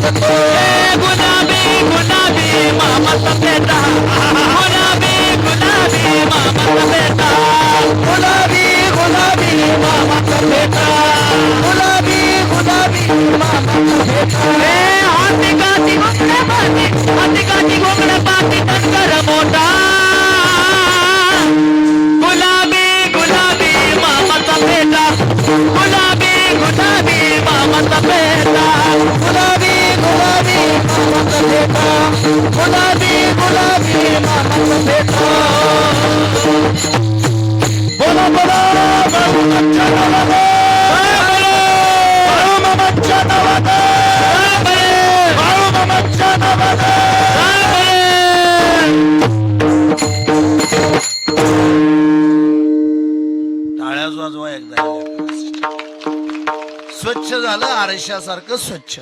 तुकोबा महाविष्णूचा अवतार, बाळू मामा रुद्राचा अवतार, शंभू शिवशंकराचा अवतार. पण झालं असं, आपल्यासारखं मामांचं बालपण अजिबात नव्हतं. एकांतात राहायचे, एकटेच बोलायचे आणि एकटेच हसायचे. मुळात एकटे असं नाही, त्याचा थोडा अर्थ सांगतो आणि थोडा पुढून सांगतो. मामा पांडुरंगाबरोबर बोलायचे. काय मामा पांडुरंगाबरोबर बोलायचे. सर्वसामान्य माणसाची दृष्टी पांडुरंगाला बघू शकत नव्हती, म्हणून माणसांना मामा एकटेच दिसायचे. मग सहज आहे, एखादा माणूस एकटा बोलायला लागला की माणूस त्याला, आता बोलतोय माणूस हेडफोन कानात घालून, तो भाग वेगळा. पण त्या काळात अशा कुठल्याच गोष्टी नव्हत्या, तरी मामा एकटे बोलायचे. मग त्यावेळी मग लोक म्हणायला लागली बाळाप्पा येडा झाला. दुनियाने येडं ठरवलं, दुनियाने येडं ठरवलं. आईला मात्र येडं वाटत नव्हतं, कधीच नाही, कवाच नाही. आई प्रचंड काळजी करायची. बरं, मामांचं बालपण असंच. कधी जाऊन काट्याच्या फांदरीवर झोपायचे. काट्याच्या फांदरीवर झोपले, दुनियाला विचारलं माझा बाळाप्पा दिसला का? कुणीतरी सांगितलं म्हणे तिकडे त्या जंगलात गेलाय. जंगलात माय गेली. माय गेल्यानंतर मायने बघितलं काट्याच्या फांदरीवर झोपले होते. उठवलं, डोळ्याला पाणी आलं. पाटाने येऊन असा हात फिरवला आणि हाताला रक्त लागलं. जसं हाताला रक्त लागलं तसं आईच्या डोळ्यातनं पाणी आलं. बाळाप्पा, बाकीच्या लेकरा बाळांसारखा राहत जा की रे, बाकीच्या पोरांसारखा खेळत जा, हट्ट करत जा, बाकीच्या पोरांसारखा मला आई म्हणून त्रास देत जा. पण असलं कसलं लेकरा तुझं जगणं? काट्याच्या फांदरीवर झोपतो. आईकडे बघायचा आणि आईला म्हणायचा, माय अग ही काट म्हणजे तुमच्या सगळ्यासनी काट वाटते ती. आई माय हे काट हीच या बाळू धनगरात आली आया. अग ह्यो बाळू धनगर पिरतिमीवर आलाया, तो सगळ्याचा संसार सुखाचा करायला आलाय. आणि आईला काय असं बोलल्याला पटत नसायचं. शेवटी तिला काळजी वाटायची. थोडं बोलू का विशाल? बोल. लेकरू चांगलं असलं तरी त्याची काळजी आईलाच. आणि एखादं लेकरू येडं जरी असलं, पांडुरंग बुवा थोडं माफी मागून शब्द वापरतो, ह्या जगात काही मतिबंद लेकरं जिवंत आहेत, काही अपंग लेकरं जिवंत आहेत. ती कुठल्याच देवाच्या कृपेनं जिवंत नाहीत. ती लेकरं फक्त त्याच्या आईच्या कृपेनं जिवंत आहेत. आईनं जगवले. पण माझं बोलणं खोटं वाटत असेल. आई पाठीमागल्या काही दिवसापूर्वी मी त्या पुणे परिसरामध्ये कीर्तन केलं. आणि कीर्तन झाल्यानंतर खाली बसलो. कीर्तन झाल्यानंतर महाराज खाली बसलो. एक माय तिचं अपंग लेकरू घेऊन आली, भलं मोठं अपंग लेकरू घेऊन आली. माझ्या समोर असं ठेवलं, माझ्या समोर ठेवलं. आणि तिच्याकडे बघितल्याबरोबर, त्या लेकराकडे बघितल्याबरोबर आपल्या पोटात केळ कालावली. हो, एवढं मोठं लेकरू तिनं असं काकाला उचलून आणलं होतं, माझ्या समोर ठेवलं. आणि माझ्या समोर ठेवून तिने माझ्याकडे बघितलं. महाराज म्हणली तिला आशीर्वाद द्या, त्याला आशीर्वाद द्या. मी म्हणलं आई कोण आहे? अगं 2-2 अभंग पाठ केले, 3 तुमच्या पुढं म्हणून दाखवतोय. आम्ही कोणी संत नाही, आम्ही कोणी महात्मा नाही. नाही पण पांडुरंगाचा निरोप घेऊन हिंडतायसा ना, बाळू मामाचं चरित्र सांगतायसा ना. अहो बाळू मामाने त्याचं नाव घ्यायला तुमच्या तोंडाची निवड केली म्हणजे तुमच्यात सुद्धा काहीतरी आहे. व तुमच्याच मुखातनं फक्त त्याला एखादा आशीर्वाद द्या. मी पुन्हा सांगत होतो, आई अगं माझ्या वाच्यात, माझ्या वाणीत तेवढी ताकद नाही ग एखाद्या लेकराला आशीर्वाद. बरं असं कर म्हणलं, मी हात ठेवतो, आशीर्वाद तू सांग, तू म्हणशील ते आशीर्वाद मी देतो त्याला. त्यानं माझा हात धरला, त्याच्या टकोऱ्यावर दाबला, त्या डोक्यावर दाबला. मी असा हात ठेवला आणि म्हणे बोला काहीतरी. मी म्हणलो मी नाही बोलायचं, नाही मी कोण आहे ग, साधा माणूस आहे मी, तूच माझी आई आहे, तू सांग. मी तसं म्हणतो. तिने डोळ्याला पाणी आणलं. पांडुरंग बुवा अजून माझ्या नजरेसमोर तसं दिसतं. डोळ्याला पाणी आणलं आणि ती म्हणे बाळू मामाला सांगत असला तर माझा एक निरोप सांगा, पांडुरंगाला सांगत असला तर माझा एक निरोप सांगा. देवाला म्हणावं मी जिथे आहे तर वरती मी आला पाहिजे. अहो टचकन असं डोळ्याला पाणी आलं माझ्या. अगं आई असं कसं बोलते ग? आम्ही रोज कीर्तनात सांगतो आई चांगली असते, आई मायेचा सागर आहे. तुकोबांचे शब्द वापरतो, मातेची या चित्ती अवघी बाळकाची व्याप्ती. ही माणसं रोज म्हणतात लेकुराचे हितव आहे माऊलीचे चित्त. आणि एवढं प्रचंड प्रेम करणारे असून लेकरू मेलं पाहिजे असं तू म्हणते कशी? तेव्हा तिनं खाली बसून माझा हात हातात घेतला आणि सांगितलं बुवा खरं सांगू का, तुम्हाला आईची काळजी, आईची माया नाही कळायची. मी जिथे तर तो मेला पाहिजे याचं एकच कारण आहे, जर मी आधी मेली तर माझं लेकरू आनान करून मरल, जर मी आधी मेली तर माझं लेकरू घाणीत पडून मरल, जर मी आधी मेली तर त्याची सेवा करणार घरात कोणी राहिलं नाही. माझी देवाकडे एवढी प्रार्थना आहे, मी मरस्तोर त्याची सेवा करन. फक्त माझ्या डोळ्यात देखत त्याच्या आयुष्याचा शेवट व्हावा, माझ्या लेकराचे हाल व्हावेत असं मला वाटत नाही, माझ्या लेकराची आपदा व्हावी असं मला वाटत नाही, माझ्या लेकराला कोणीही छिथू करावं असं मला वाटत नाही. आणि खरंच सांगू कागड्या, आमच्यासारख्या पिढ्या जरी झिजल्या तरी आईचं प्रेम कोणा कीर्तन करायला सांगता आलं नाही, आईचं प्रेम कोणा लेखकाला लिहिता आलं नाही. आईचं प्रेम कुणा कवीला गाता आलं नाही गड्या. आईचं प्रेम सांगता बी येत नाही आणि ते सांगू बी नाही. त्याचं कारण काय? माझ्यासारख्यानं आईच्या प्रेमाचं वर्णन करावं? काय ताकद आहे आमच्या शब्दामध्ये? एकाच शब्दात सांगा फक्त तुम्ही. आई सांगता येत नाही त्याचं कारण सांगतो, आई बोलता येत नाही त्याचं कारण सांगतो, आईच्या प्रेमाचा अंत लावता येत नाही त्याचं कारण सांगतो, आईच्या प्रेमाचा अंत लावता येत नाही त्याचं कारण सांगतो. सोपं सांगतो, फक्त बारकाईने ऐका. एका आईची दोन लेकरं आहेत.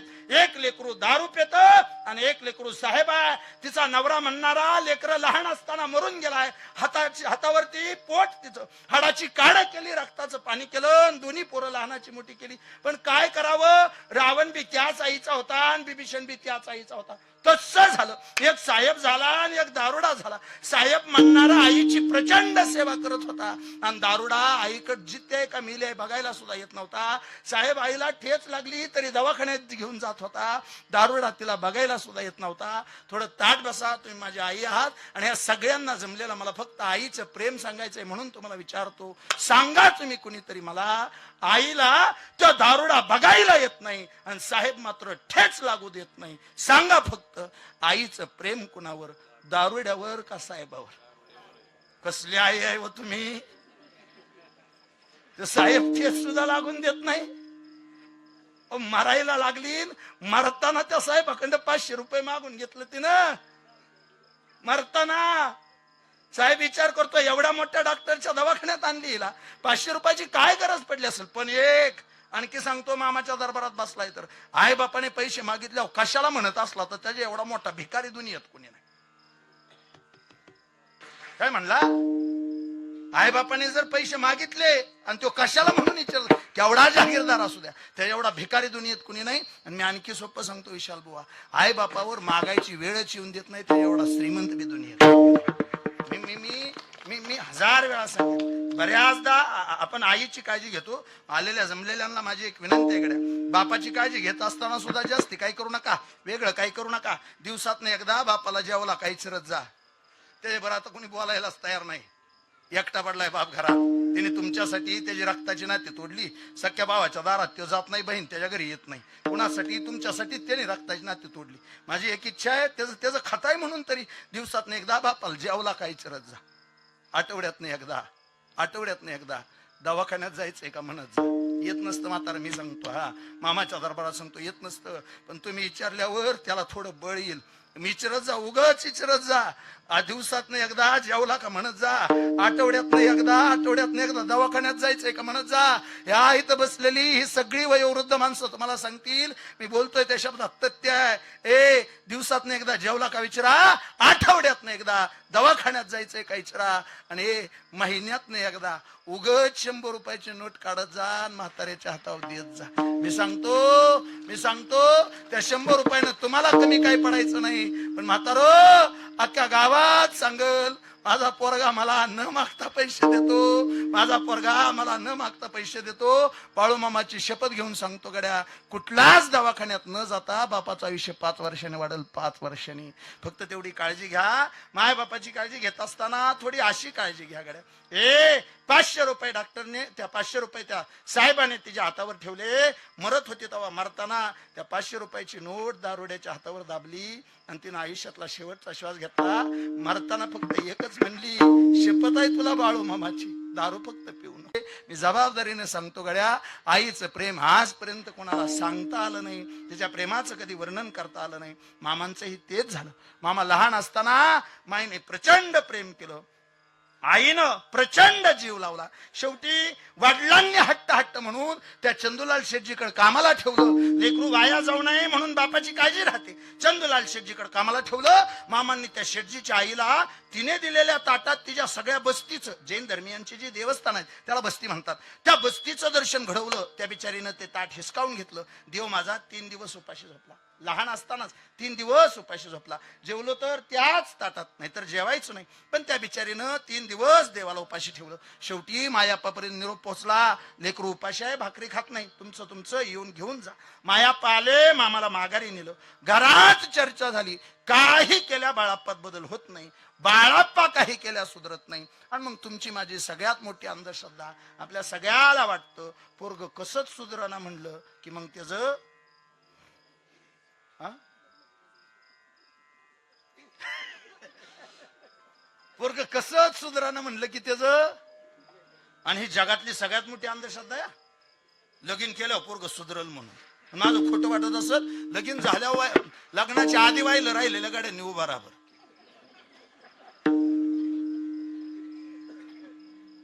एक नाही, जेवढं सगळं व्हायलं राहिलं तेवढं सगळं. हा, तवर काय नाही, तवर आईनं केलेली भाकरीच त्याला गोड लागत होती. पण झाल्यावर त्याला गुरु भेटला, आणि मग असाची गुरु भेटला ते त्याच्या ध्यानात आलं. श्री गुरु सारखा असता पाठीराखा इतरांचा लेखा. असंच काय. ऐका ऐका ऐका, मामांच्या विवाहाचा प्रस्ताव मांडला. कुणी मांडला? मामांचे मेहुणे, मामांची थोरली बहीण गंगूबाई. त्या गंगूबाईचा मालक, त्याचं नाव हिराप्पा खिलारे. हिराप्पा खिलारेने प्रस्ताव मांडला, बाळाप्पाचं आपण लगीन लावून देऊ. आणि बाळाप्पाचं लगीन लावून देऊ. अरे पण त्याच्यासाठी मुलगी. हिराप्पा म्हणला माझी पोरगी द्यायला तयार आहे. मी अजून थोडं स्वच्छ सांगतो. त्या परिसरामध्ये भाची बायको करायची प्रथा आहे. कर्नाटकचा जो बॉर्डरचा भाग आहे ना, महाराष्ट्र कर्नाटक बॉर्डर, त्या परिसरामध्ये आज बी भाची बायको करायची प्रथा आहे. जी लोक थोडीशी राजकीय क्षेत्राशी संबंधित असतील त्यांना एक ओळखीचं नाव सांगतो. बरेच जणांच्या ते ओळखीचं आहे. खासदार राजू शेट्टी, शेतकरी संघटनेचे नेते खासदार राजू शेट्टी, त्यांची बायको त्यांची सख्खी भाची. आता सध्या सुद्धा अशा जोड्या त्या परिसरात आहेत, त्या भागात आहेत. तिकडं ही प्रथाच आहे भाची बायको करायची. थोरल्या बहिणीची मुलगी असेल तर तिच्या बरोबर लग्न करायचं. आणि तसंच झालं. हिराप्पा खिलारे मामाचा सक्का मेहुणा, गंगूबाईचा मालक. आणि हिराप्पानं सांगितलं मी माझी मुलगी सत्यवा मामाला द्यायला तयार आहे, बाळाप्पाला द्यायला तयार आहे. मामाने एकदा रागाने हिराप्पाकडे बघितलं आणि मामा हिराप्पाला बोलत होते, ए हिराप्पा, जो बाळू धनगर या प्रीतिमेवर आलाय तो सौताचा परपंच करायला आला नाही. जो बाळू धनगर अख्ख्या प्रीतिमेचा परपंच करायला आलाय. आणि जो मला हाय म्हणाल त्याला मी हाय, आणि जो मला नाही म्हणाल त्याला मी कवाच नाही.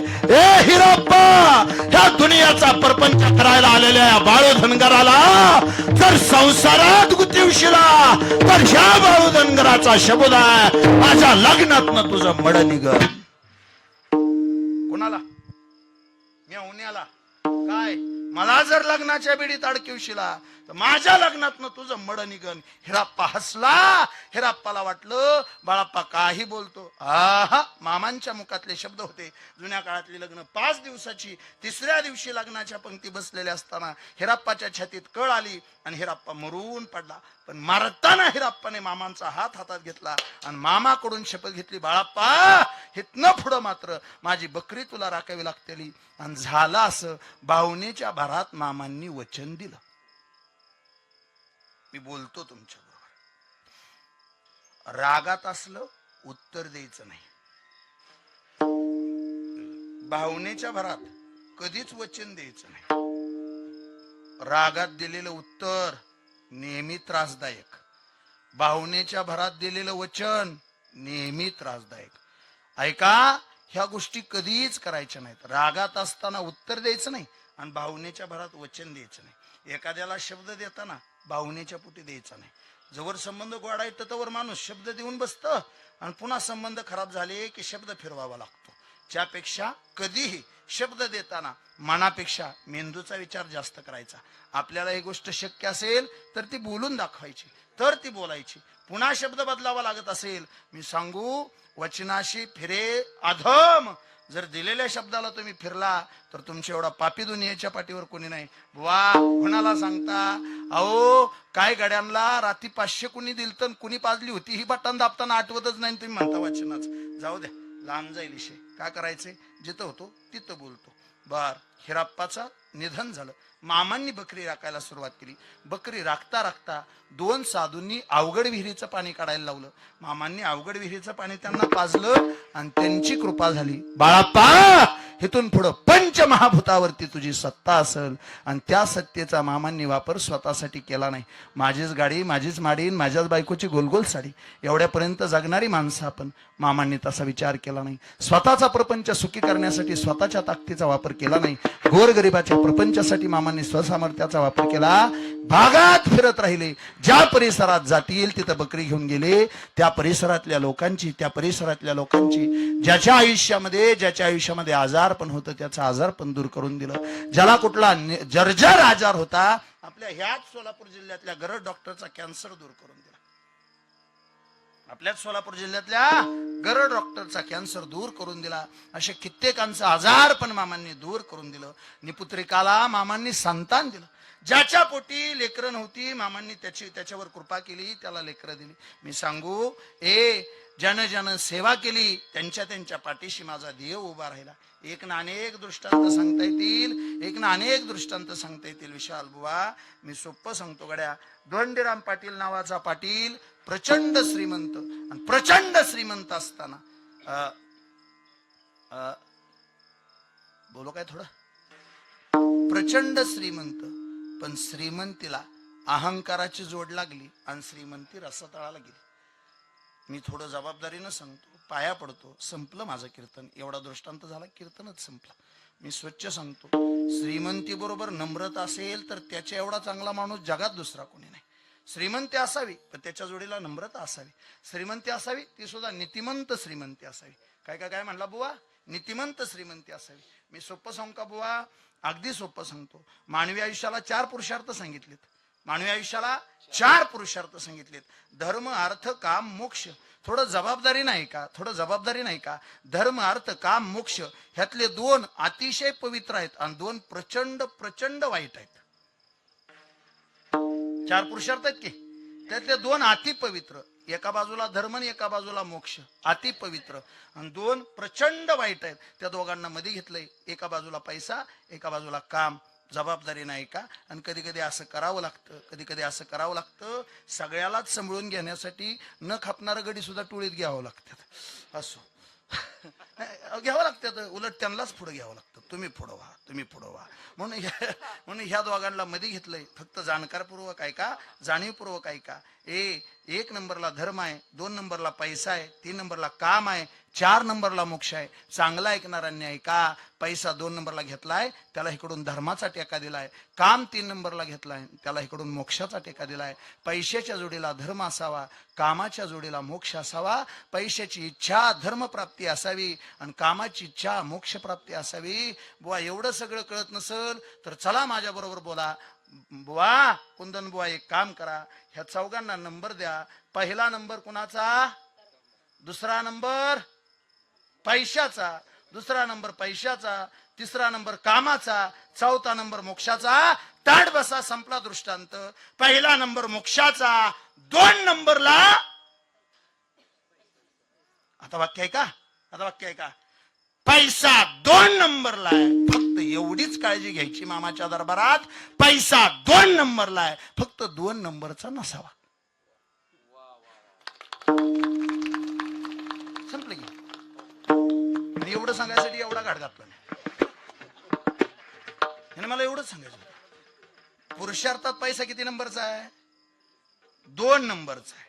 फक्त अट एवढीच आहे, पैसा 2 नंबरचा आहे, फक्त 2 नंबरचा नसावा. जोडून या धन उत्तम व्यवहार उदास सहज साधं सोपं. त्या धोंडीराम पाटलाची तीच अडचण झाली. पैसा आला आणि पैशाच्या जोडीला अहंकार आला. पैशाच्या जोडीला अहंकार आला, प्रपंच रसातळाला गेला. थोडं ताट बसा, संपलंय कीर्तन. एका शब्दात सांगतो, गरिबीतून आलेली श्रीमंती 1000 जणांना सहन होते.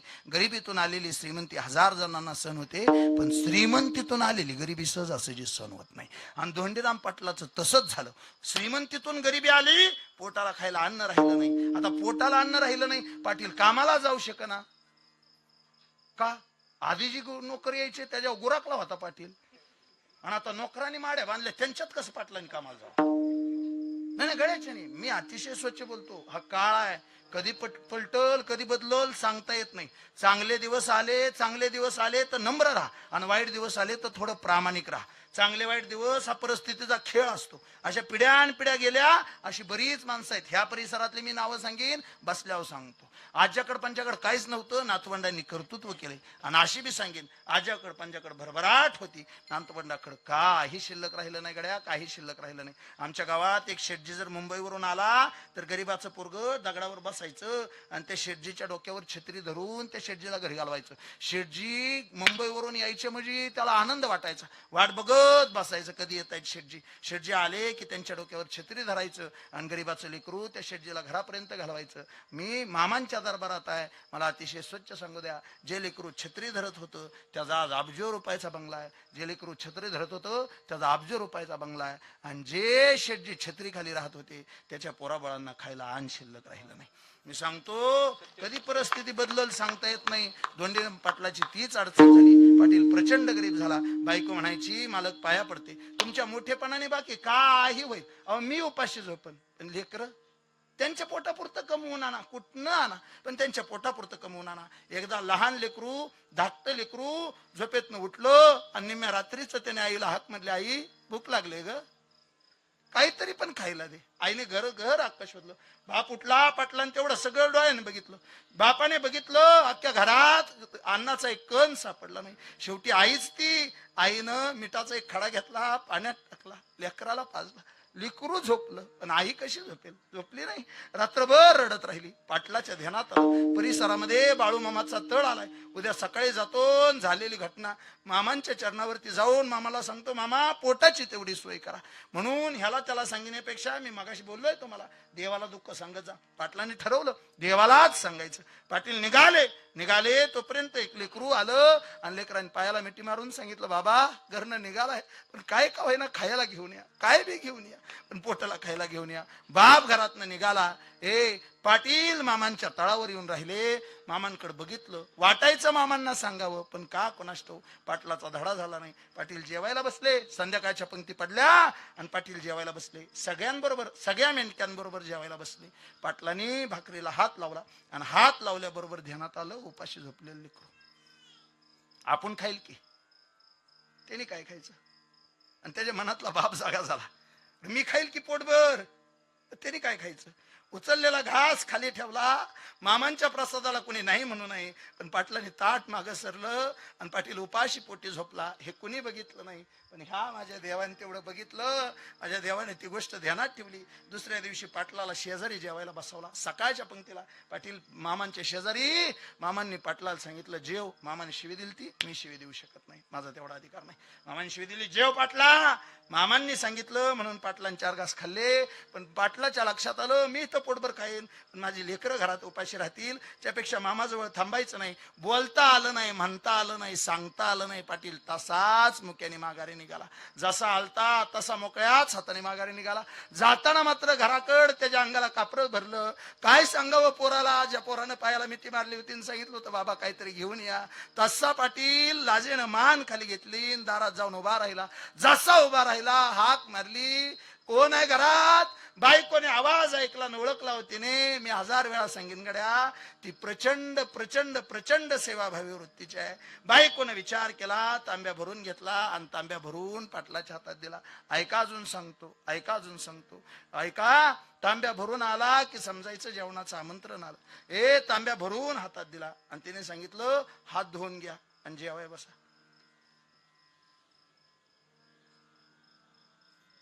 काय म्हणली? हात धुवून घ्या. नको ग थट्टा करू. नाही माझ्याच्याने म्हणणं आलं मामाला. म्हणलं होतं म्हणेन मामाला, मामा माझ्या पोराबाळांच्या पोटाची सोय करा म्हणून, नका थट्टा करू. अहो मालक तुम्हीच नका थट्टा करू. असं का करता? तुम्ही निघून गेला आणि तुम्ही गेल्या सरशी तुमचा एक जोडीदार खांद्यावर बाजाराची पिशवी घेऊन आला. त्याने आणलेल्या बाजारात पुरणपोळीला जेवढं लागतं तेवढं सगळं आणलं होतं. त्याने आणून ती बाजाराची पिशवी माझ्या हातावर दिली आणि मला सांगितलं, उद्या दुपारच्याला पाटील जेवायला. खांद्यावरती घोंगडं होतं आणि हातात काठी घेऊन आलता. पाटलाच्या हातातला तांब्या पडला आणि पाटलाने बायको पुढं हात जोडले. अगं नशीबवान आहे तू, जर त्या देवाला बघितलं असेल. मी माझ्या कुठल्या जोडीदाराला सांगितलं नव्हतं, मी माझ्या कुठल्या मित्राला सांगितलं नव्हतं, पण का कुणास ठाऊक एक दिवस जाऊन त्या जगाच्या बापाची, त्या बाळू मामाची सेवा केली. तो बाळू धनगर माझ्या मित्राच्या बाजारात आला, काल बाजार घेऊन आलेला माझा जोडीदार नव्हता, जगाचा मालक आदमापूरचा राजा बाळू मामा होता. आदमापूरचा राजा बाळू मामा होता. लेकरा बाळांसहित धोंडीराम पाटलाने पोटभर अन्न खाल्लं आणि पाटलाच्या मनात विचार आला, मामा अहो तुमच्यासारखा जर गुरु असेल, तुमच्यासारखा जर सद्गुरु असेल तर का दुनियाची गरज आहे मामा. श्री गुरु सारिका समाधी राखा, श्री गुरु सारिका समाधी राखा, श्री गुरु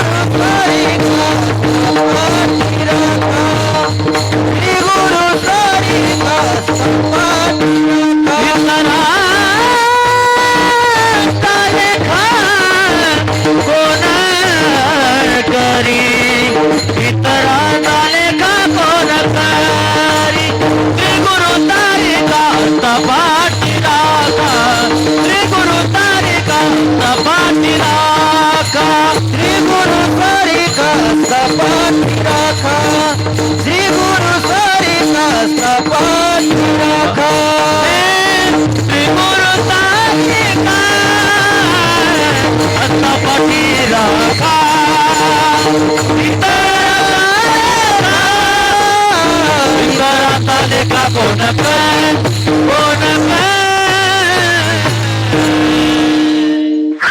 श्री गुरु सारिखा असता पाठी राखा, इतरांचा लेखा कोण करी.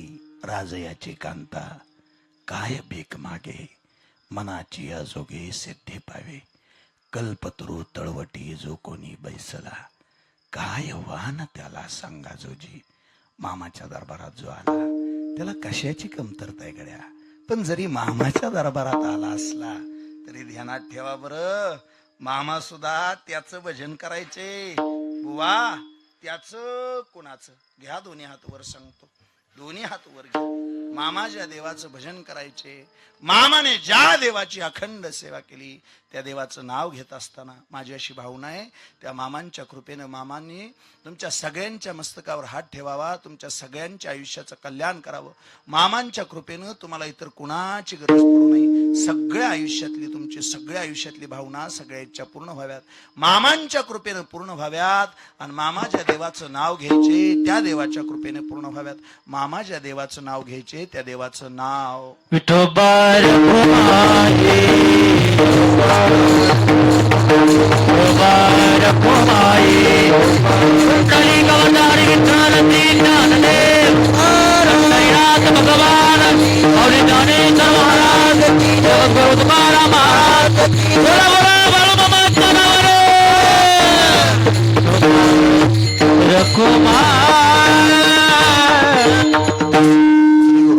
असता पाठी राखा, इतरांचा लेखा कोण करी.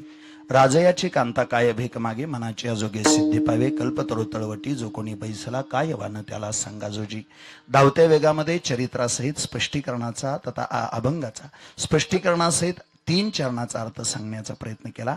खरं तर मामांचं चरित्र समुद्र एवढं मोठं आहे, माझ्यासारख्याने कितीही सांगितलं तरी ते काही सांगून संपायचं नाही. एक आहे, वेळेची थोडीशी मर्यादा पाळतो. उलट मी तुमच्या सगळ्यांच्या आयुष्यातली 20 मिनिटं वाया घालवली. 9 वाजता कीर्तन संपवायला सांगितलं होतं, माझ्याकडून 9 वाजून 20 मिनिटं झाले. मला थोडं माफ करा, मला थोडं माफ करा. 20 मिनिटं जास्त घेतली. अतिशय मनापासून तुम्हा सर्वांच्या चरणावरती नतमस्तक होतो. मामांच्या कृपेनं, मामांच्या आशीर्वादानं तुमच्या सगळ्या इच्छा पूर्ण व्हाव्यात. मी मगाशी बोललो तसं तुमच्या सगळ्यांच्या घरातलं वातावरण आनंदमय व्हावं. घरात कसला द्वेष राहू नये, घरात कसला राग राहू नये. सासू सुनांमध्ये माया लेकीसारखं नातं तयार व्हावं. भावाभावामध्ये प्रचंड प्रेम तयार व्हावं. गावामध्ये सामर्थ्य असावं. गावामध्ये वारकरी संप्रदायाचा तथा मामांचा प्रचार प्रसार व्हावा, ही मामांच्या चरणी प्रार्थना करतो. हा प्रचार प्रसार करीत असताना आजची सेवा आदरणीय सज्जन दादांनी माझ्यापर्यंत दिली.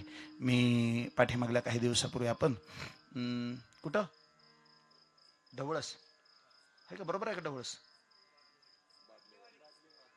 नाही, ते बादलेवाडीच नाही. आता त्यांनी सज्जन दादांनी कीर्तन ढवळसलाच ऐकलं. वर्ष श्राद्धाचं कीर्तन होतं बघा तिथं. ढवळस कस काय, ढवळसला माडा तालुक्यात येत आहे ते. हा ढवळसला त्यांनी वर्ष श्राद्धाचं कीर्तन ऐकलं. आणि त्यानंतर पाठीमागल्या 8 दिवसापूर्वी त्यांचा फोन आला, महाराज अमावस्येची सेवा पाहिजे. आता अडचण अशी झाली, विशाल बुवा, आज बाळूमामांचा पालखी क्रमांक 11 आमच्या दारात आहे, संस्थेच्या दारात आहे. आणि तेवढं सगळं असताना सुद्धा आपण ते सज्जनदादांनी निमंत्रण पाठवलं आणि त्यांच्या निमंत्रणाकरत त्यांच्या आणि माझ्या ह्या दोन शब्दाला अर्थच नाही. बाळूमामाने हाक मारली आणि हाक मारली म्हणून मला इथे येऊन उभा राहावं लागलं. तुमच्या सगळ्यांच्या समोर ही सेवा करण्याचा योग आला. ही सेवा करीत असताना मी पुनश्च एकदा उच्चार करेन, माझा परिचय कमी पडतोय, मला नावं कोणाची माहीत नाहीत. तुम्ही सगळे वैष्णव, ज्येष्ठ वैष्णव श्रेष्ठ मंडळी, मनापासून तुम्हा सर्वांच्या चरणावरती नतमस्तक होतो. सर्वांच्या चरणावरती नम्रतापूर्वक नतमस्तक होत असताना इंदापूर तालुक्याचं भूषण सन्मान्य विशाल महाराज, आपण सेवेसाठी उपस्थित आहात. तुमच्या चरणावर नम्रतापूर्वक नतमस्तक होतो. आम्ही हाक मारली आणि पांडुरंगासारखे तुम्ही धावून आला. पांडुरंग महाराज, अतिशय मनापासून तुमच्या चरणावर नतमस्तक होतो. आमची वाट बघत टेंभुर्णीत उभा राहिले, काही वेळ तुम्हाला वाट बघावी लागली, त्याबद्दल आम्ही आता देखील दिलगिरी व्यक्त करतो. तुमचा अतिशय मनापासून आभार मानतो. तुमचा आभार मानत असताना माझ्या समवेत आलेले सन्मान्य दीपकजी महाराज पवार, बीडचा पोरगा आहे, आष्टी तालुक्यातला, पण एवढा गोड स्वभावाचा आहे, एवढा सुंदर स्वभावाचा आहे. मला त्याचं गाणं आवडतं, पण त्याच्या गाण्याबरोबर मला त्याचं मन आवडतं, मला त्याचा स्वभाव आवडतो. अतिशय चांगल्या स्वभावाचा पोरगा आहे दीपक बुवा. तुमच्या चरणावर आणि माझ्या समवेतच असतो तो नेहमी माझ्या समवेत. माझ्या समवेत माझ्या संस्थेतलं एक लेकरू आलंय. मला आता संस्थेची माहिती सांगून जास्त वेळ घ्यायचा नाही, पण एक राहतं पांडुरंगबुवा, वारकरी शिक्षण संस्था महाराष्ट्रभर आहेत. ह्या करमाळा तालुक्यात रामराजे भोसलेंची चांगली वारकरी शिक्षण संस्था आहे. असंख्य आहेत. आता बहुतेक कुर्टीची करमाळा तालुक्यातच येते, कुर्टीची मच्छिंद्राप्पाची करमाळा तालुक्यातच येते. असे कित्येक पलीकडं दादा रंबाळे नगरमध्ये जातात. हा हसन महाराज जातात हे तर जवळ. त्यांच्या त्या संस्थेवर कितीतरी मी 4-5 कीर्तन करून गेलो त्यांच्या त्या पारायणात, हसन महाराज जातारांच्या तिथं. अशा प्रत्येक ठिकाणी वारकरी शिक्षण संस्था आहेत. मीही स्वतः वारकरी शिक्षण संस्था चालवतो. माझ्याकडे असे 100 लेकरं आहेत. फक्त माझं एक वेगळेपण एवढंच आहे विशाल बुवा, हे सगळं करीत असताना पांडुरंग बुवा, ही पोरं मी वारकरी शिक्षण संस्थेतून सांभाळतोच. आता हे कांबुर्णावून तुम्हाला वाटायच नाही, पण मी स्वतः शिक्षक आहे आणि त्या कारणानं मी स्वतःचीच शाळा सुरू केली, स्वतःचं हायस्कूलच सुरू केलंय.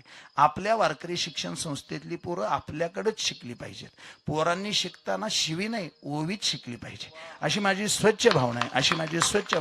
ज्या शाळेची सुरुवात पसायदानाने होते, शाळा सुटली की हरिपाठ होतो. सांगा तुम्ही, अशी कुठं तुम्हाला शाळा मिळेल गड्या? अशी शाळा आहे कुठं? वारकरी शिक्षण संस्थांबद्दल माझं मत नाही, पण अशी शाळाच नाही. मला प्रचंड आनंद वाटतो. भगवंतानं ते काम करण्यासाठी माझ्यासारख्याची निवड केली. अहो, पसायदान झालं की शाळा सुरू आणि हरिपाठ झाला की शाळा संपली. पहाटे 5 वाजल्यापासून रात्री 10 वाजेपर्यंत. हे 10वीत पोरगा आहे, वेळापूरचा आहे, अतिशय गोड. मी मगाशी आजीला माहिती सांगितली त्याची. अतिशय गोड, म्हणजे कीर्तनाला उभा राहिलं तरी कीर्तन करतो. त्याची साधना चांगली आहे, त्याचा अभ्यास चांगला आहे. अशा 100 लेकरांना सांभाळतोय. संस्थेची माहिती सांगितल्यावर तुम्हाला भ्या वाटल, आता पैसे मागताय कोणास ठाऊक. 1 रुपया देऊ नका. मला तुमच्यातल्या कोणाच्याही एकाही रुपयाची गरज नाही. फक्त शुद्ध भावना अशी आहे, शिखर शिंगणापूरच्या पायथ्याला संस्था आहे माझी. संस्थेवर उभा राहिलं की असं शिखर दिसतं समोर, असं शिखर दिसतं. आला कधी त्या परिसरात तर संस्थेवर आपलं कुणीतरी ती संस्था चालवतंय, संप्रदायातलं कुणीतरी ती शाळा चालवतंय. म्हणून फक्त एकदा संस्थेवरती या आणि त्या संस्थेला भेट द्या, एवढी एक भावना व्यक्त करतो. आजच्या काळात संस्काराशिवाय पर्याय नाही आणि त्याच्यासाठी तेवढी सगळी माझ्या जीवाची घालमेल चालली. फक्त कधीतरी संस्थेवर या अशी एक भावना व्यक्त करतो. त्या लेकराच्या चरणावरती नम्रतापूर्वक नतमस्तक होतो. तुम्हा सर्वांच्या चरणावरती नम्रतापूर्वक नतमस्तक होतो.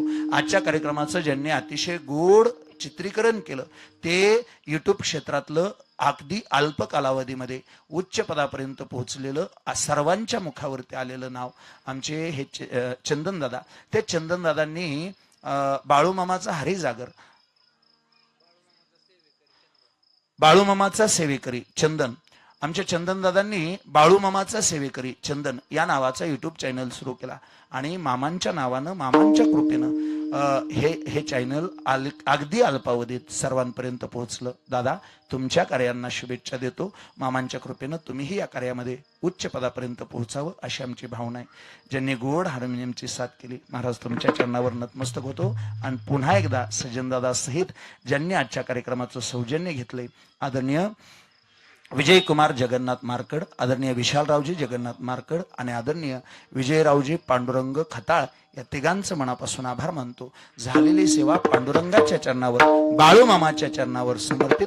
आणि चला गड्या, श्री गुरुचा एवढा सगळा उद्धार आज कीर्तनात झाला असेल तर एकदा मामांची कृपा व्हावी. आणि जसे ज्ञानोबा तरले तसं आपण देखील करू. ज्ञानदेव मने तरर तरर, ज्ञानदेव मने तरर तरर,